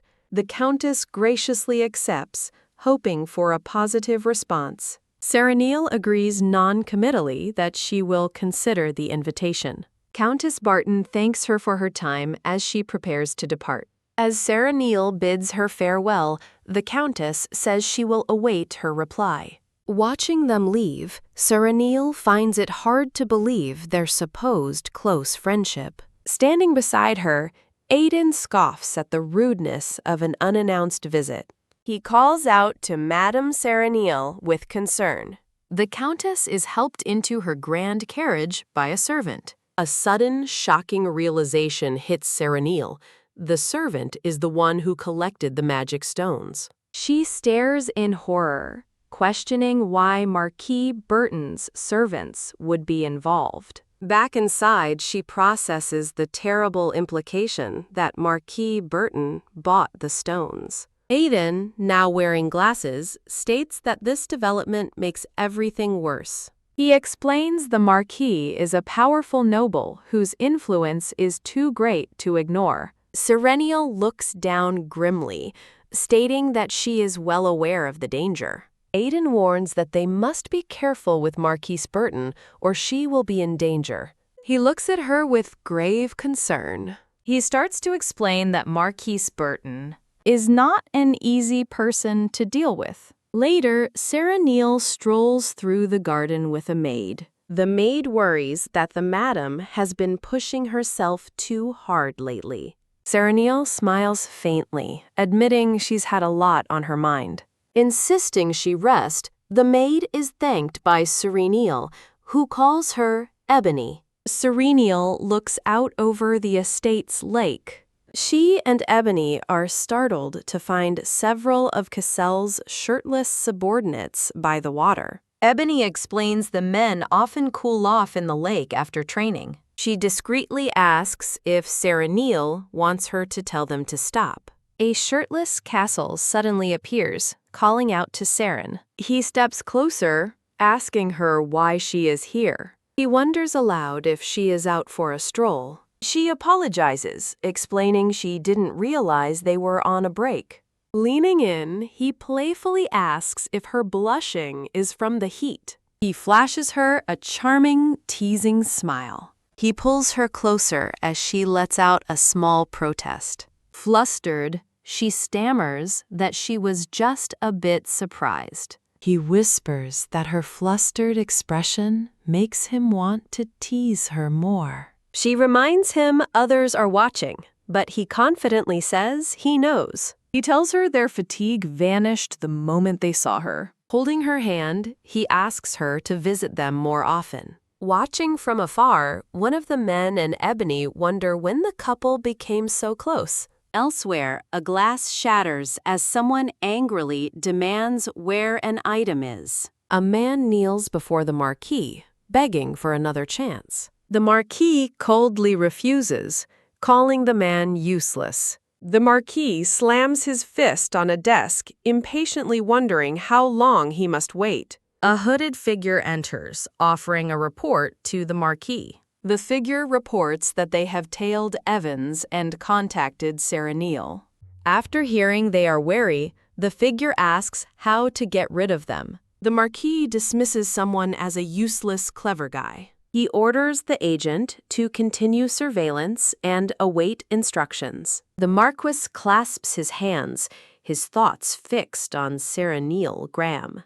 With a sinister grin, he looks forward to seeing her face get cursed. At a tea party, a woman presents a tray of sweets. A guest asks the countess how she has been doing.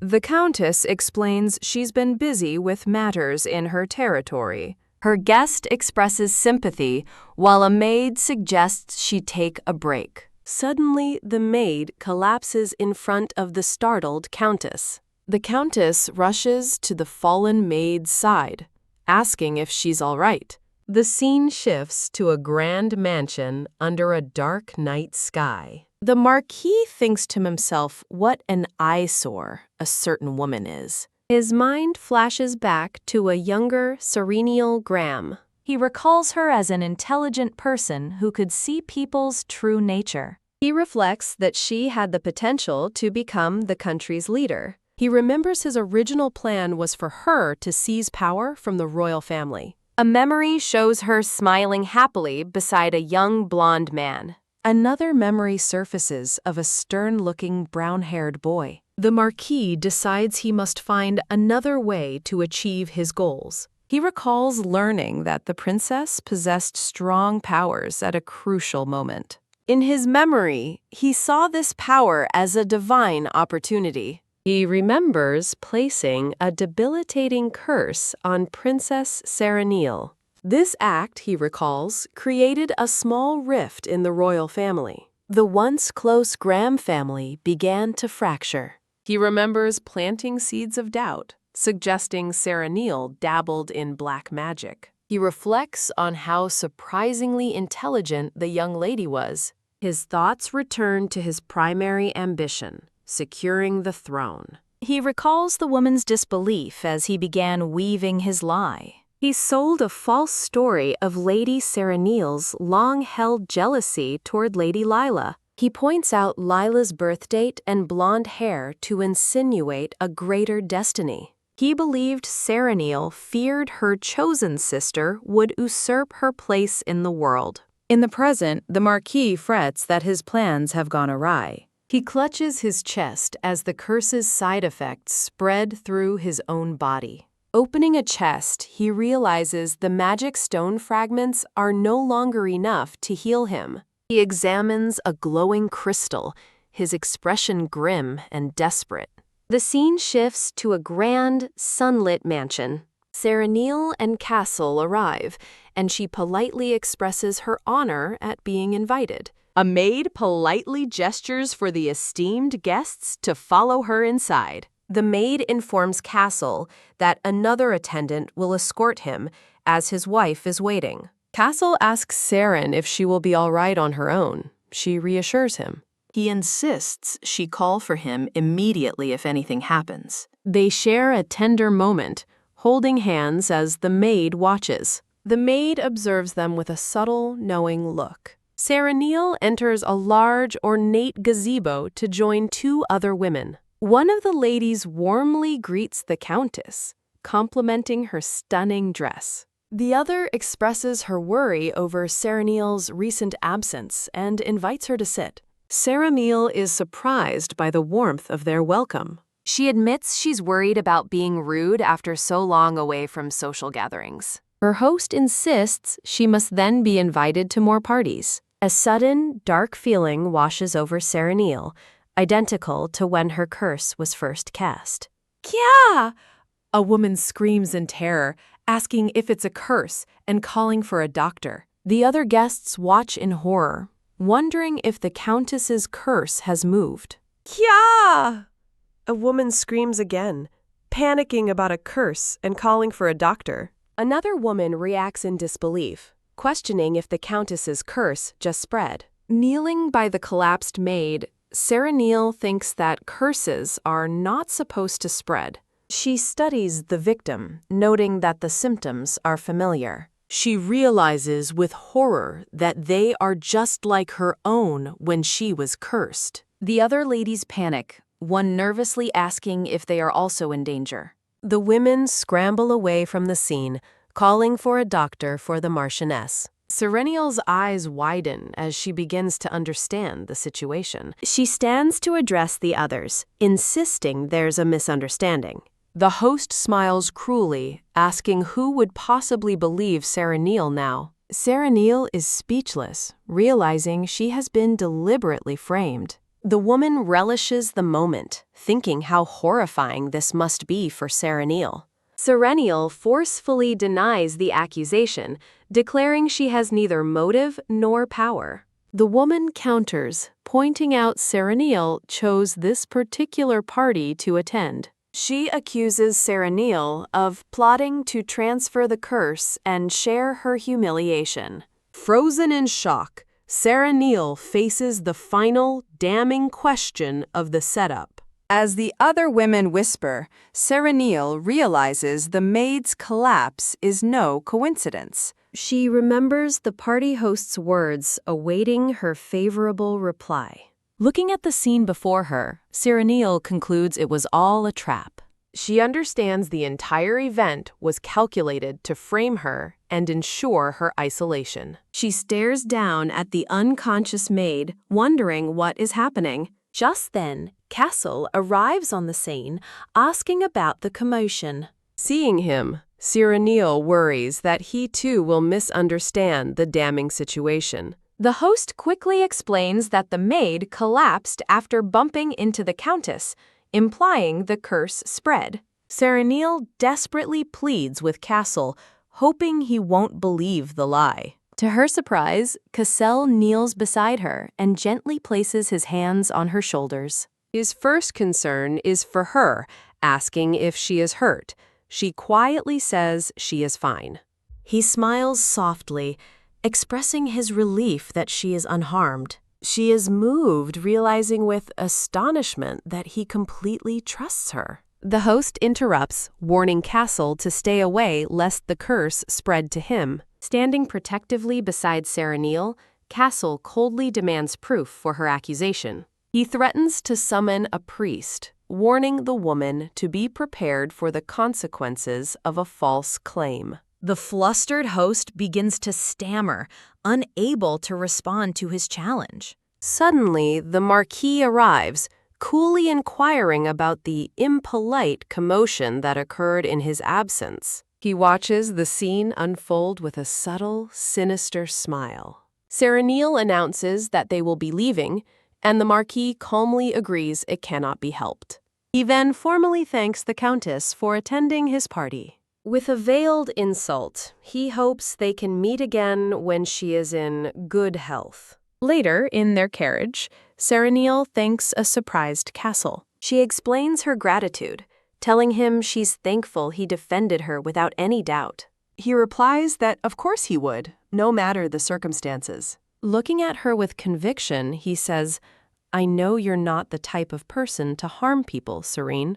Visibly moved by his faith, she tells him how happy she is to hear him say that. She clenches her hands in her lap, marveling at the depth of his trust in her. His unwavering support makes her feel she can finally show him her true self. She tells him there is something important she wants to discuss when they return home.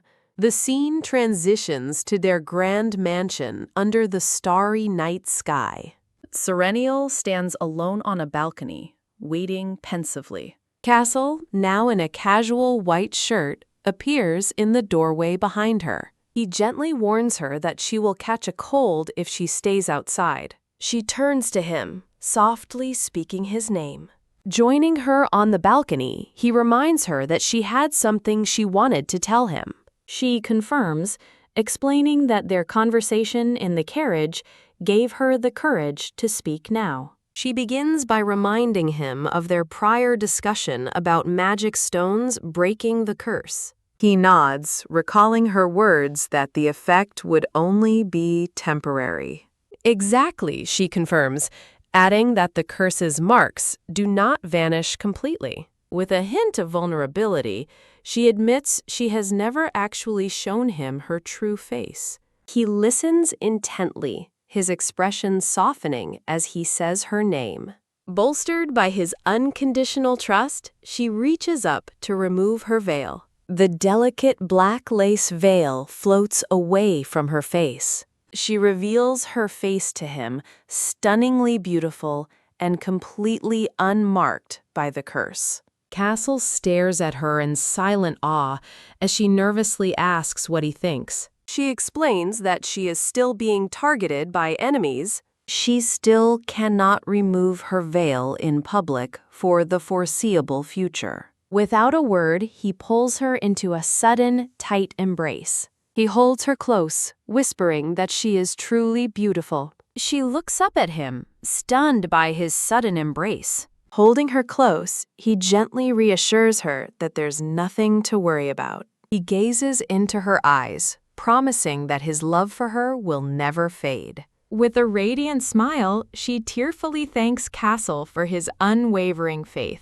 She confesses that, thanks to him, she feels as if her heart has grown lighter. He kisses her forehead, telling her it's precisely that quality he fell in love with. The romantic evening transitions to an intimate moment in their bedroom.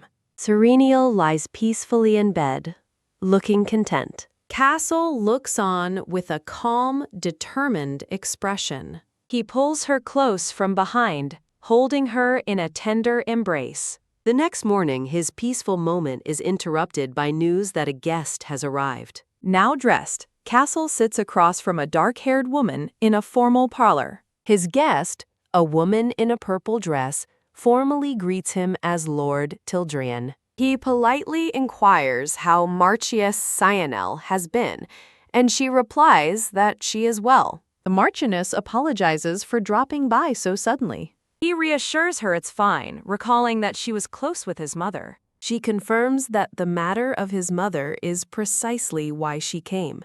She explains that she grew concerned after hearing he was invited to Marquess Burton's tea party. He asks what she means, and she questions if he was aware of the family's past financial situation. He admits the situation was severe, but states that his wife has since stabilized their finances. The Marchioness asks if he didn't find the sudden downturn strange at the time.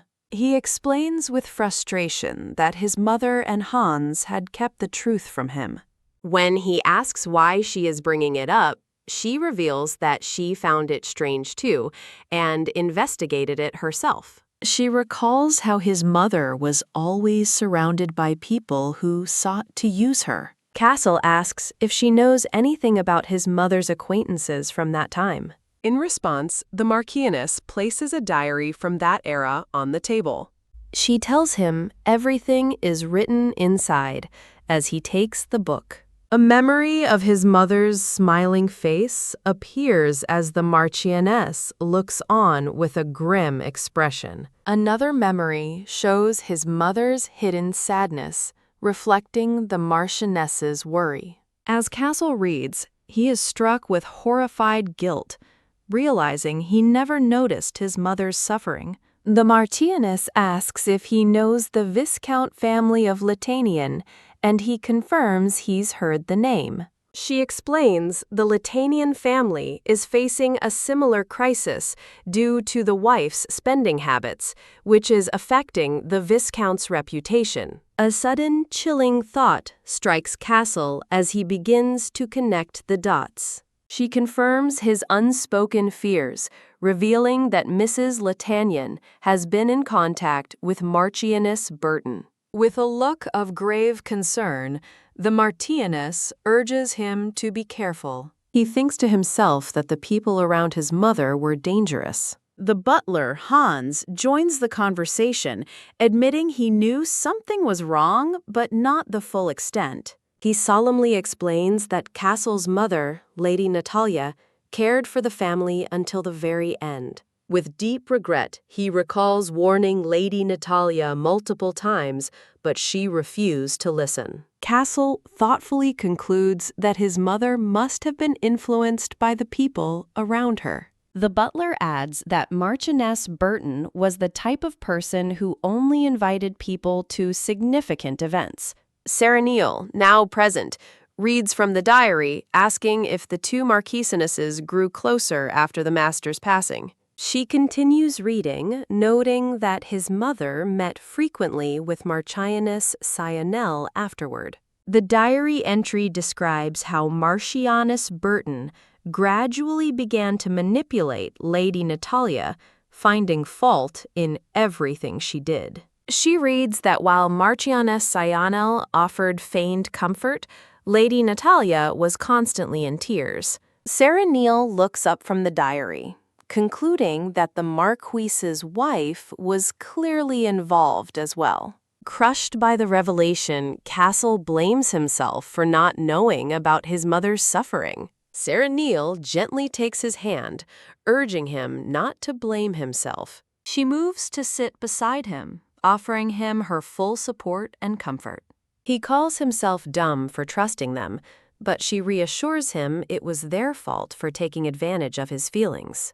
She reassures him not to worry, gently squeezing his hand. He looks at her with deep concern as she holds the diary. Looking down, Cassell softly says her name and promises to support her in return. Serenial declares that they must make a plan, refusing to let this continue.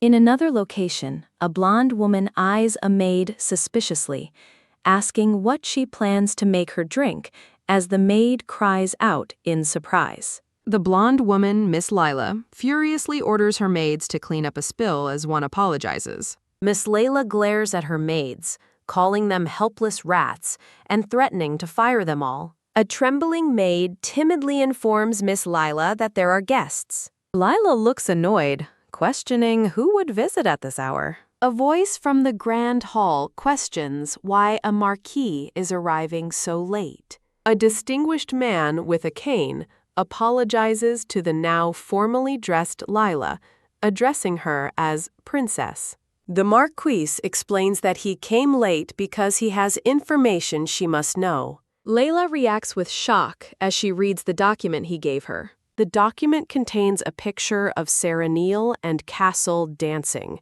with a note that things have been better for her. The Marquis credits Sarah Neal's marriage for her improved status, but Lila insists it doesn't change her own right to the throne. The Marquis warns her that public trust in Lord Tildrian is strong, and he has many powerful supporters. Layla lowers her gaze, nervously asking what he's implying.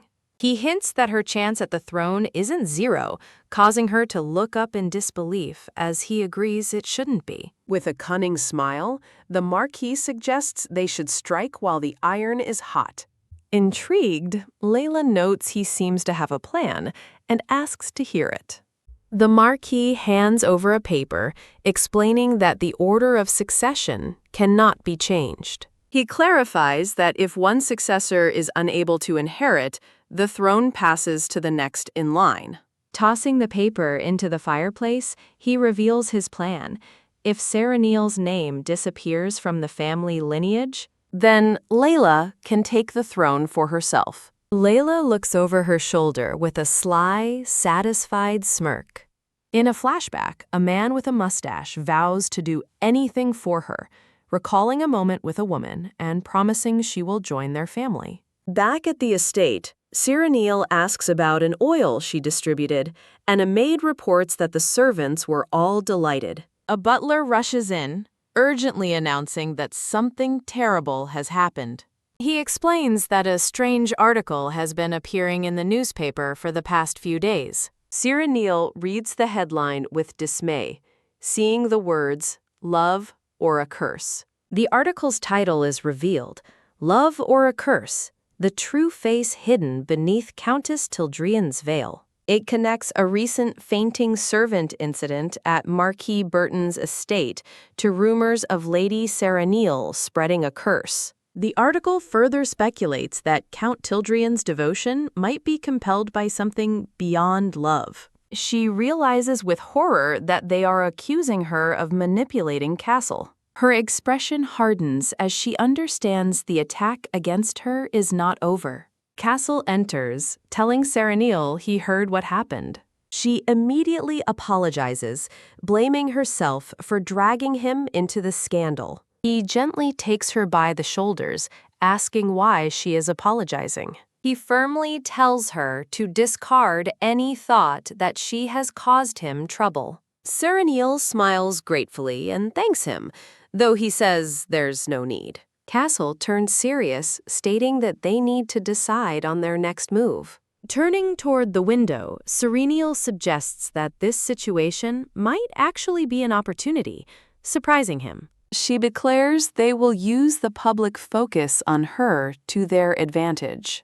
Her first step, she explains, is to bribe the doctor who treated the collapsed servant. They will pay him to write a report confirming there was no curse, after which she will begin social activities to prove her innocence. Castle agrees, suggesting she attend the royal family's upcoming hunting tournament to make a public appearance. He adds that there is one more issue they need to resolve. Facing her, he brings up the rumor that she has placed a curse on him. He says he cannot stand to have his love for her insulted in such a way. He asks her to go out with him immediately so he can prove the truth of his feelings to everyone. He pulls her close, their faces inches apart in a tender moment. Their gazes lock, a silent and intense connection passing between them. With a blissful smile, Sarah Neal happily accepts his invitation. Out on the town, two women walking down the street notice a couple in the distance. they recognize the couple as Count and Countess Tildrian, walking arm in arm. The onlookers are surprised, noting how happy they look together, which contradicts the rumors they've read. Sarah Neil remarks that this is their first time out together since visiting the tailors. Cassell smiles warmly, asking where she would like to go first. She looks ahead with a determined expression, a plan already in mind. They arrive at a building marked with a distinct shield-like emblem. Inside, Sarah Neil informs the shopkeeper she's there to pick up a previous order, and he confirms it's ready. The shopkeeper presents her with a small, handsome wooden chest. Castle looks on, asking Serene what she has. She explains it's a gift for him. He holds the chest with a puzzled look, asking what's inside as it clicks open. Opening the box, he finds a beautifully crafted dagger nestled inside. Sarah Neil explains it's for the upcoming hunting tournament, something for him to keep with him. She confesses that she's realized the people one loves are the ones who should be cherished most. With a gentle smile, she simply wishes for his safe return. Visibly moved, Cassell thanks Seren and vows to treasure the gift for the rest of his life. The scene shifts to the bustling grounds of the annual hunting tournament. An official announces that the tournament is an important event for strengthening the bonds of nobility. Mounted on his horse, Cassell looks on seriously as the official declares that their honor is at stake. Sarah Neil watches from the sidelines, her expression calm and serious. The bright sun shines over the tournament tents, signaling the start of the event. Two riders in formal attire head out from the encampment. A fellow nobleman on horseback approaches Castle, remarking that he seems busy. As she approaches, Cassell turns to her and calls her name Seren. He asks why she's standing out in the sun, and she replies she wanted to see him before he left. She smiles brightly, observing that he seems to be in a much better mood today. He returns her smile, telling her he can't afford to look shabby in front of her. She replies warmly that all that matters to her is his safe return. He stands beside his horse, trying to ease her worries by saying it's just a tournament. With a worried gaze, Sarah Neil urges him to take care and prioritize his safety over his rank. He smiles reassuringly, asking her to please wait for him.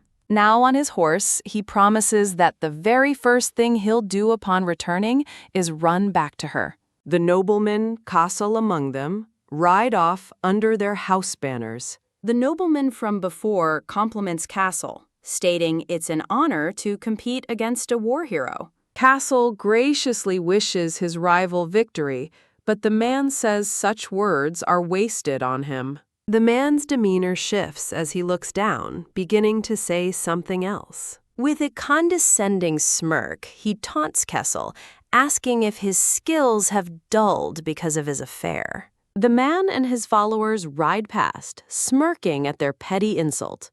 As the man flinches, Castle coldly remarks that the weakest dog always barks the loudest. Cassell continues, stating that the man is proving the saying true right now. Flustered, the man stammers an, "Oh, okay," and quickly rides away. Castle watches him go in silence, his expression unreadable. Guests of the tournament gather and chat around a long, lavishly prepared banquet table. Sirenial sips her drink, thinking to herself that she's had a bad feeling for a while. Her eyes narrow slightly as she senses an approaching presence. Layla appears with a cheerful smile, calling Sarah Neil's sister and feigning surprise at seeing her. Sirenial gives her a cold, hard stare, bluntly asking what she wants. Layla smiles smugly, saying she reads the newspapers wholeheartedly. Serenial listens with a calm expression,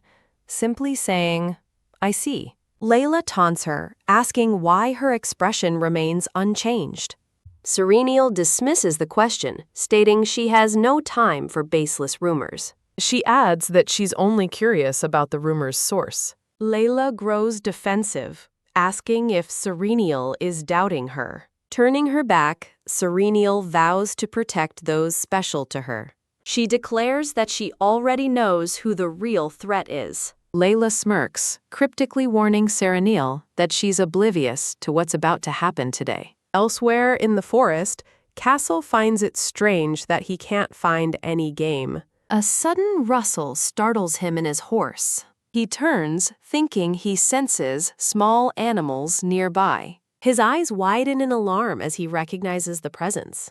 It's not a monster, he realizes with surprise. A man with a bow emerges from the woods. Castle assesses the stranger, noting he looks like an aristocrat, but is hiding without a horse. He confronts the man, asking what he is doing there. Suddenly, the man lunges, and two cloaked figures ambush Castle. Pinned to the ground, Kasa demands to know who sent them, but the man refuses to answer. The attacker aims a crossbow, sneering that Castle will die soon anyway. Back at the tournament, a man urgently searches for Countess Serenial. Serenial calmly appears and asks what has happened.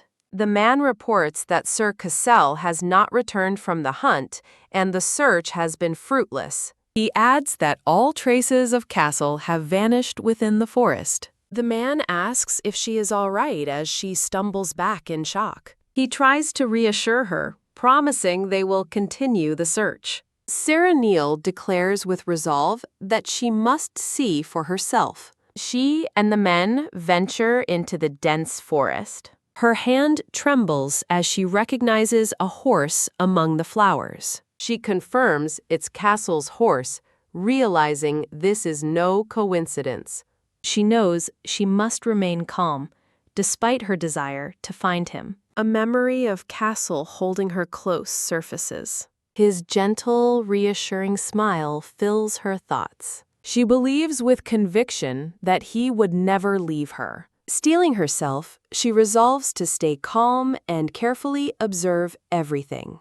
She finds blood spattered on a tree, clear signs of a struggle. Her only comfort is that the amount of blood is small. She deduces that his injuries are likely not fatal. She orders the search party to split up and search from where his tracks disappeared. A nobleman on horseback remarks that the situation is a problem. With a condescending smile, he asks why they should follow her orders. He finds it strange that a person is missing, yet she seems unconcerned. He questions how someone could vanish unnoticed during the tournament. Serenial turns to him sharply, asking what he is implying. He laughs it off, apologizing while noting how surprisingly calm she is. He mockingly agrees to follow her orders since she is the lady. On horseback, a brown-haired man suggests they look for him. As dusk falls, Serenial worries about the approaching darkness. A woman in a suit shouts that she has found some footprints. The brown-haired man believes the tracks belong to the Count and urges them to hurry. The search party stops as they come upon a glowing Serenial. Serenial eyes someone with suspicion, finding him untrustworthy. She analyzes the tracks, thinking the clean marks were left intentionally. She deduces no one being chased would leave such a steady trail. Suspecting Sir Spencer of misdirection, the brown-haired man leads everyone onward. Serenial marvels at the complexity of the deceptive plan. Realizing she can't trust anyone, she stands apart from the search party. She decides to break away from the group and act on her own. Turning away, she resolves to head in the opposite direction of the tracks. She sends a desperate prayer for Castle's safety. With a look of deep concern, she hurries through the woods. She suddenly stops, sensing a familiar presence nearby, before spotting an injured man. Finding Castle wounded and leaning against a tree, she cries out his name. The sun sets quietly over the distant mountains. At a hunting camp, men boast about their catches, comparing a stag and a hawk. The brown-haired man joins the boasting, claiming he caught a black wolf. Another man listens in awe, Impressed by the claim, the brown-haired man finds it strange that everyone has already returned from the hunt. Serenil stands alone at the edge of the camp, waiting patiently. A man looks around, asking if anyone has seen Sir Castle. Another man realizes he hasn't, wondering if Castell is still in the forest. The brown-haired man scoffs, mocking Kessel for possibly getting lost or failing to catch prey. Back in the forest, Serenil rushes to Castle's side, asking if he's okay. She supports the injured Castle, pleading for him to hold on. Seeing the blood soaking his clothes, she realizes his wounds are severe. She looks at him with anguish, asking who attacked him. She presses her hands to his wound, vowing to stop the bleeding. Weakly, Castle tells Seren to leave him and save herself. He urgently warns her that their enemy might still be lurking nearby. Kneeling before him, Serenil quietly refuses to leave him. She tearfully begs him not to talk about being left behind. Overwhelmed, she confesses how anxious she was while she was alone. A single tear falls from her eye as she looks down. Cassel gently holds her, softly saying her name.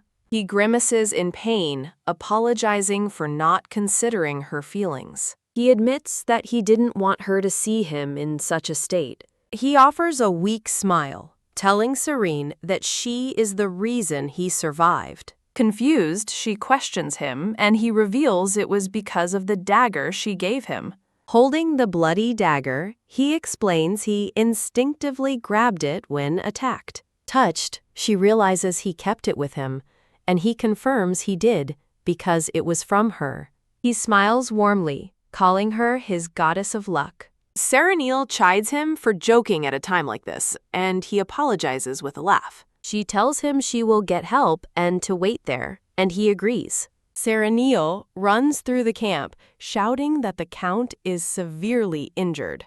Standing with her arms crossed, a blonde woman in a pink dress scoffs at the commotion. Serenil spots the woman and recognizes her with a start, thinking, "So you were here, Lila." Lila greets a blood-stained Serenil, calling her Big Sister. She feigns relief, stating she's glad the Count is fine. Layla mockingly points out the blood, offering to lend Serenil a dress. As Layla taunts her, Serenil calmly thinks how predictable she is. Surprised by the silent rebuke, Lila asks what she said. Serenil questions Lila's lack of sadness over Castle almost dying.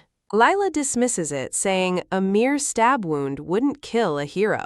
Serenil agrees, stating she's also glad Castle is strong. Layla finds the situation strange, catching Serenil's attention. Serenil springs her trap, noting she never mentioned a sword. Flustered, Layla stammers out a lie about a hunting accident. Serenil counters, questioning why a bow would be used for a beast.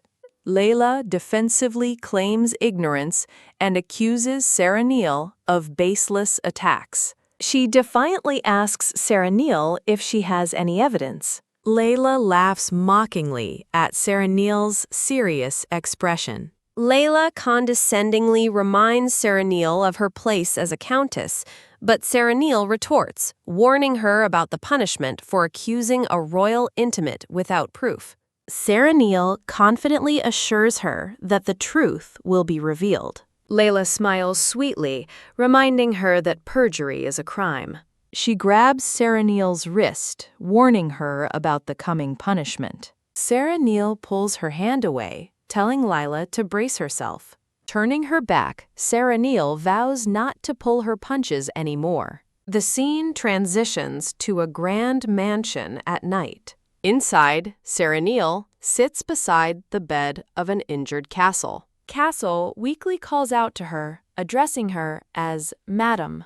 Serenil learns that Lord Aiden has brought Marquis Burton's chamberlain. On a dark staircase, a voiceover reveals a clue to the Marquise's plans. A brown-haired man reports to Serenil that they caught the troublesome chamberlain. Serenil thoughtfully processes the crucial new information. A bound man is forced onto his knees before them. The captured man desperately begs to be untied, pleading his innocence. The brown-haired man questions him, asking why he tried to run. Serenil observes that the scars on his cheek weren't from his captor. She notices he's covered in wounds all over his body. Serenil orders the man to be untied, surprising her ally. She instructs them to treat his wounds and bring him inside. Later, at a table, the chamberlain claims he was just running errands. He desperately pleads with Serenil, insisting he knows nothing. Serenil gently assures him that they don't mean him any harm. She explains she only wants to ask about Marquise Burton. She offers help, revealing she knows who inflicted his wounds. The chamberlain looks up, shocked by her offer. Serenil promises to keep his words secret and guarantee his safety from the Marquis. She also offers him a new, safe life in the Empire. Overwhelmed, the chamberlain timidly asks if she'll really protect him. He confesses that the Marquis held his family hostage, forcing him to buy countless magic stones. He reveals he once saw the Marquis at dawn, muttering while holding something. He vividly recalls peeking through the Marquis's doorway. He saw the magic stone instantly heal a bruise on the Marquis's hand. The chamberlain describes the strange sight as if it were a ritual. Realizing the Marquis shares her curse, Serenil thanks him for the truth. Her eyes narrow with resolve, thinking she must devise another plan. Serenil sits across from the chamberlain, asking if there's anything else. The nervous chamberlain begins to confess something he accidentally overheard. She listens intently as he prepares to speak. He reveals the Marquis instructed him to pour a liquid into a glass. A memory shows a blond man watching the Marquis hold a drink. Serenil realizes the Marquis drugged Cassel's glass with an aphrodisiac. Covering her face, she hears a voice, glad she figured it out. The scene transitions to a grand mansion under a full moon. A voice calls out asking if Seren is still awake. Cassel appears in a white robe, saying her name. Serenil, now in a nightgown, tells him she has new information. She looks at him with a serious expression. Stunned by her words, Cassel gasps, "No way!" He explains that her revelation sparked a sudden thought. Serenil laments that his life would be better if not for the drugged wine. Leaning close, he replies that even without the wine, his feelings are the same. He tenderly holds her face and kisses her. Her eye widens in complete surprise. Cassel pulls back slightly, his expression intense. He whispers that now he can have her all to himself. He moves in to kiss her neck, overwhelming her senses. Flustered, Serenil clutches at her nightgown. She lets out a sharp, breathless sigh. Overwhelmed with emotion, she covers her mouth. He suddenly sweeps her into his arms as she cries out, "Ah!" Holding her close, he asks her to see the look in his eyes. With a tear in his eye, he decides it's better to see for himself. He carries her effortlessly, her legs wrapped around him. They share a tender, loving embrace. They share a gentle, lingering kiss. The kiss deepens with passion. A tear escapes his eye as he looks at her, overcome. He whispers that she is so beautiful. Blushing, he admits how good it feels to be with her. Panically, Serenil asks what they'll do if she becomes pregnant. He looks at her with deep longing, saying he wants her to bear his children. Shocked, she contemplates the idea of having children with Cassel. She realizes the depth of his feelings for her. As she stares at his bare chest, she admits she'd never considered children before. He leans down toward her with purpose. She decides that with him, everything will be okay. Crying tears of joy, she tells him she's happy to be part of his future. They hold each other close, gazing into each other's eyes. The view from the window shows them moving to the bed.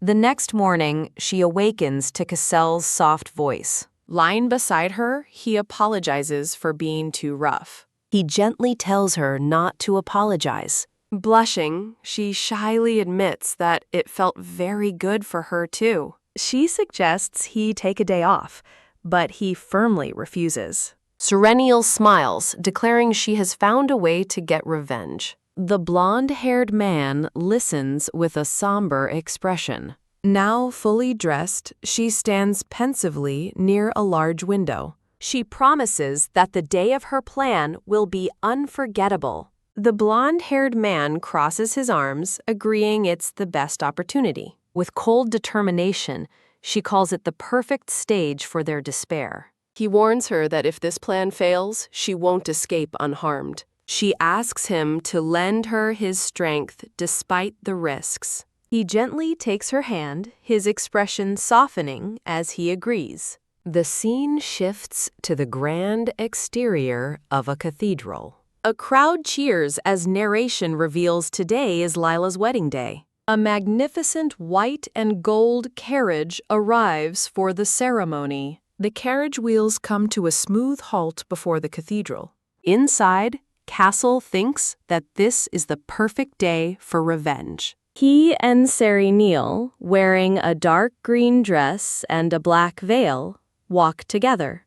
Serenial's gaze is sharp and determined from behind her lace veil. At the altar, the bride Layla and her groom Lord Spencer stand together. A priest announces the marriage of Princess Lila and Lord Spencer. Watching from the pews, Serenial thinks she has endured everything for this moment. She knows this is her only chance, and failure means she's doomed. She nervously clenches her hands, her heart pounding in her chest. Castle gently takes her hand, whispering, "Seren, it's okay." He offers a reassuring smile, telling her she isn't wrong. Serenial finds comfort in his words and agrees, calling his name. The priest continues the rites, announcing Layla Graham by name. Layla and her groom look on as the priest prepares to finalize the union. A hand is raised as a voice declares, "I am against this marriage." Serenial stands tall, the source of the shocking objection. Wedding guests gasp in disbelief, wondering if she's lost her mind. The crowd recognizes her, whispering about the monster princess. Layla looks on in stunned silence as the guests murmur about revenge. A blonde guest angrily demands to know what Serenial is doing. Serenial calmly announces her intent to make an accusation. The blonde guest shouts, asking if she's trying to stop the ceremony. A high nobleman quiets the woman and allows Serenial to continue. Serenial gestures toward a guest, identifying him as Marquis Burton. The crowd whispers in confusion about the Marquis's presence. Serenial declares she won't allow her sister to marry a traitor's son.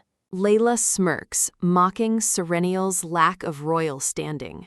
Marquis Burton rises, questioning why she would call him a traitor. The gray-haired Marquis stands confidently, cane in hand. Serenial directly accuses him of placing the curse on her. The guests are horrified, questioning if the accusation is true. Feigning reluctance, the Marquis asks Serenial why she is doing this. Serenial stares back coldly, telling him not to play the fool. The Marquis calmly challenges her, asking if she has any evidence. She confidently asks if he truly believes she came unprepared. Serenial vows to expose his crime in front of everyone. The Marquis stares in shock, realizing her curse wounds have vanished. Layla looks on in disbelief, wondering how she was cured. Layla trembles with rage, regretting her invitation. She screams that her wedding is ruined because of Serenial. Her groom, Lord Spencer, tries to calm her down, pleading for her to stop.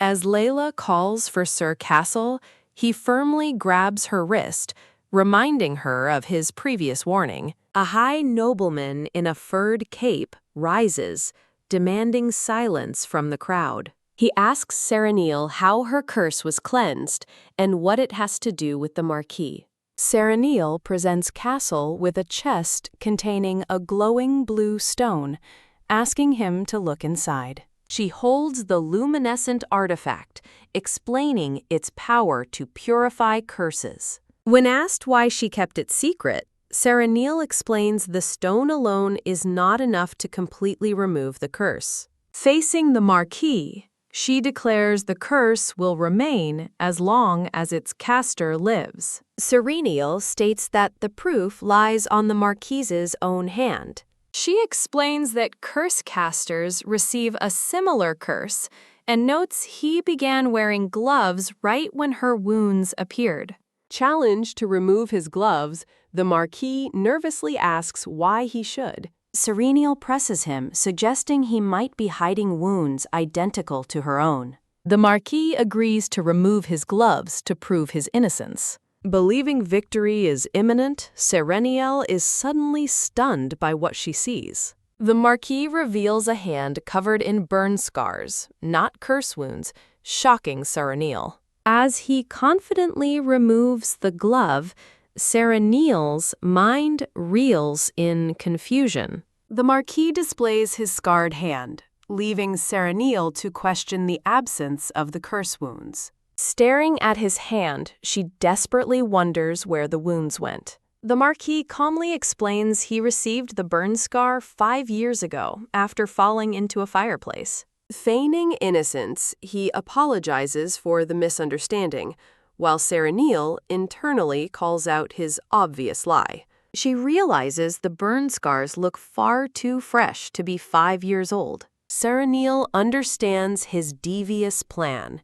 He burned his own hand to hide the curse, anticipating her accusation. The guests murmur among themselves, concluding that Serenil was clearly mistaken. Whispers spread that the monster princess tried to frame the Marquis, leaving Serenil isolated. The blonde guest mockingly asks Serenil what she plans to do now. Layla and Lord Spencer watch with cold, victorious expressions. The blonde woman continues her tirade, declaring that Serenil will always be a person who ruins the lives of others. Defeated, Serenil wonders if this is the end after all her hard work. A sudden thought strikes her, and her expression shifts with realization. She recalls a crucial fact.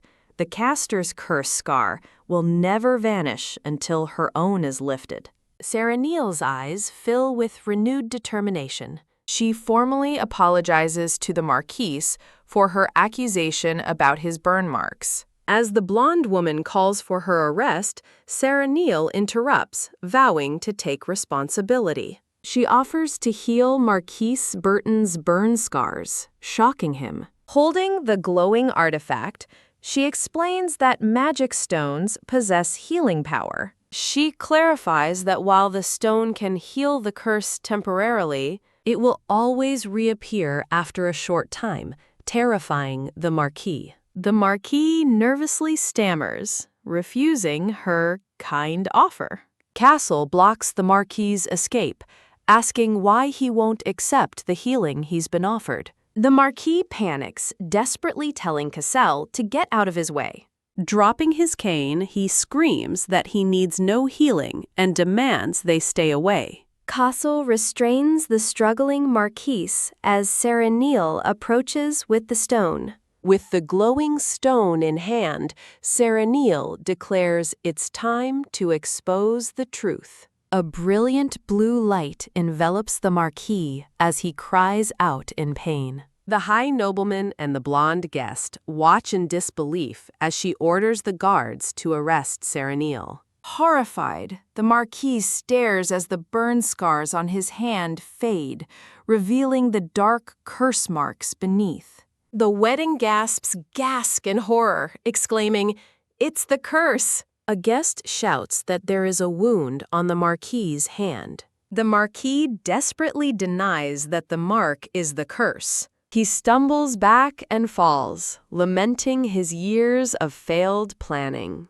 On his knees, he desperately begs Lila for help, reminding her they were allies. Lila turns away with a cold, uncaring expression. She feigns ignorance, claiming his problems don't concern her. As the Marquis stares in disbelief, Sarah Neal announces that the results are clear. Castle calmly tells Marquise Burton to stop resisting and confess. With a stern gaze, Castle warns that his patience is at its limit. The High Nobleman orders the guards to take Marquis Burton away immediately. As two guards seize him, the Marquis struggles and shouts to be released. Restrained by a guard, he boasts that he will soon be part of the royal family. He furiously accuses the entire Tildrian clan of setting a trap for him. In a last-ditch effort, the Marquis demands a formal trial. He vows to prove that this was all a ploy by the monster princess.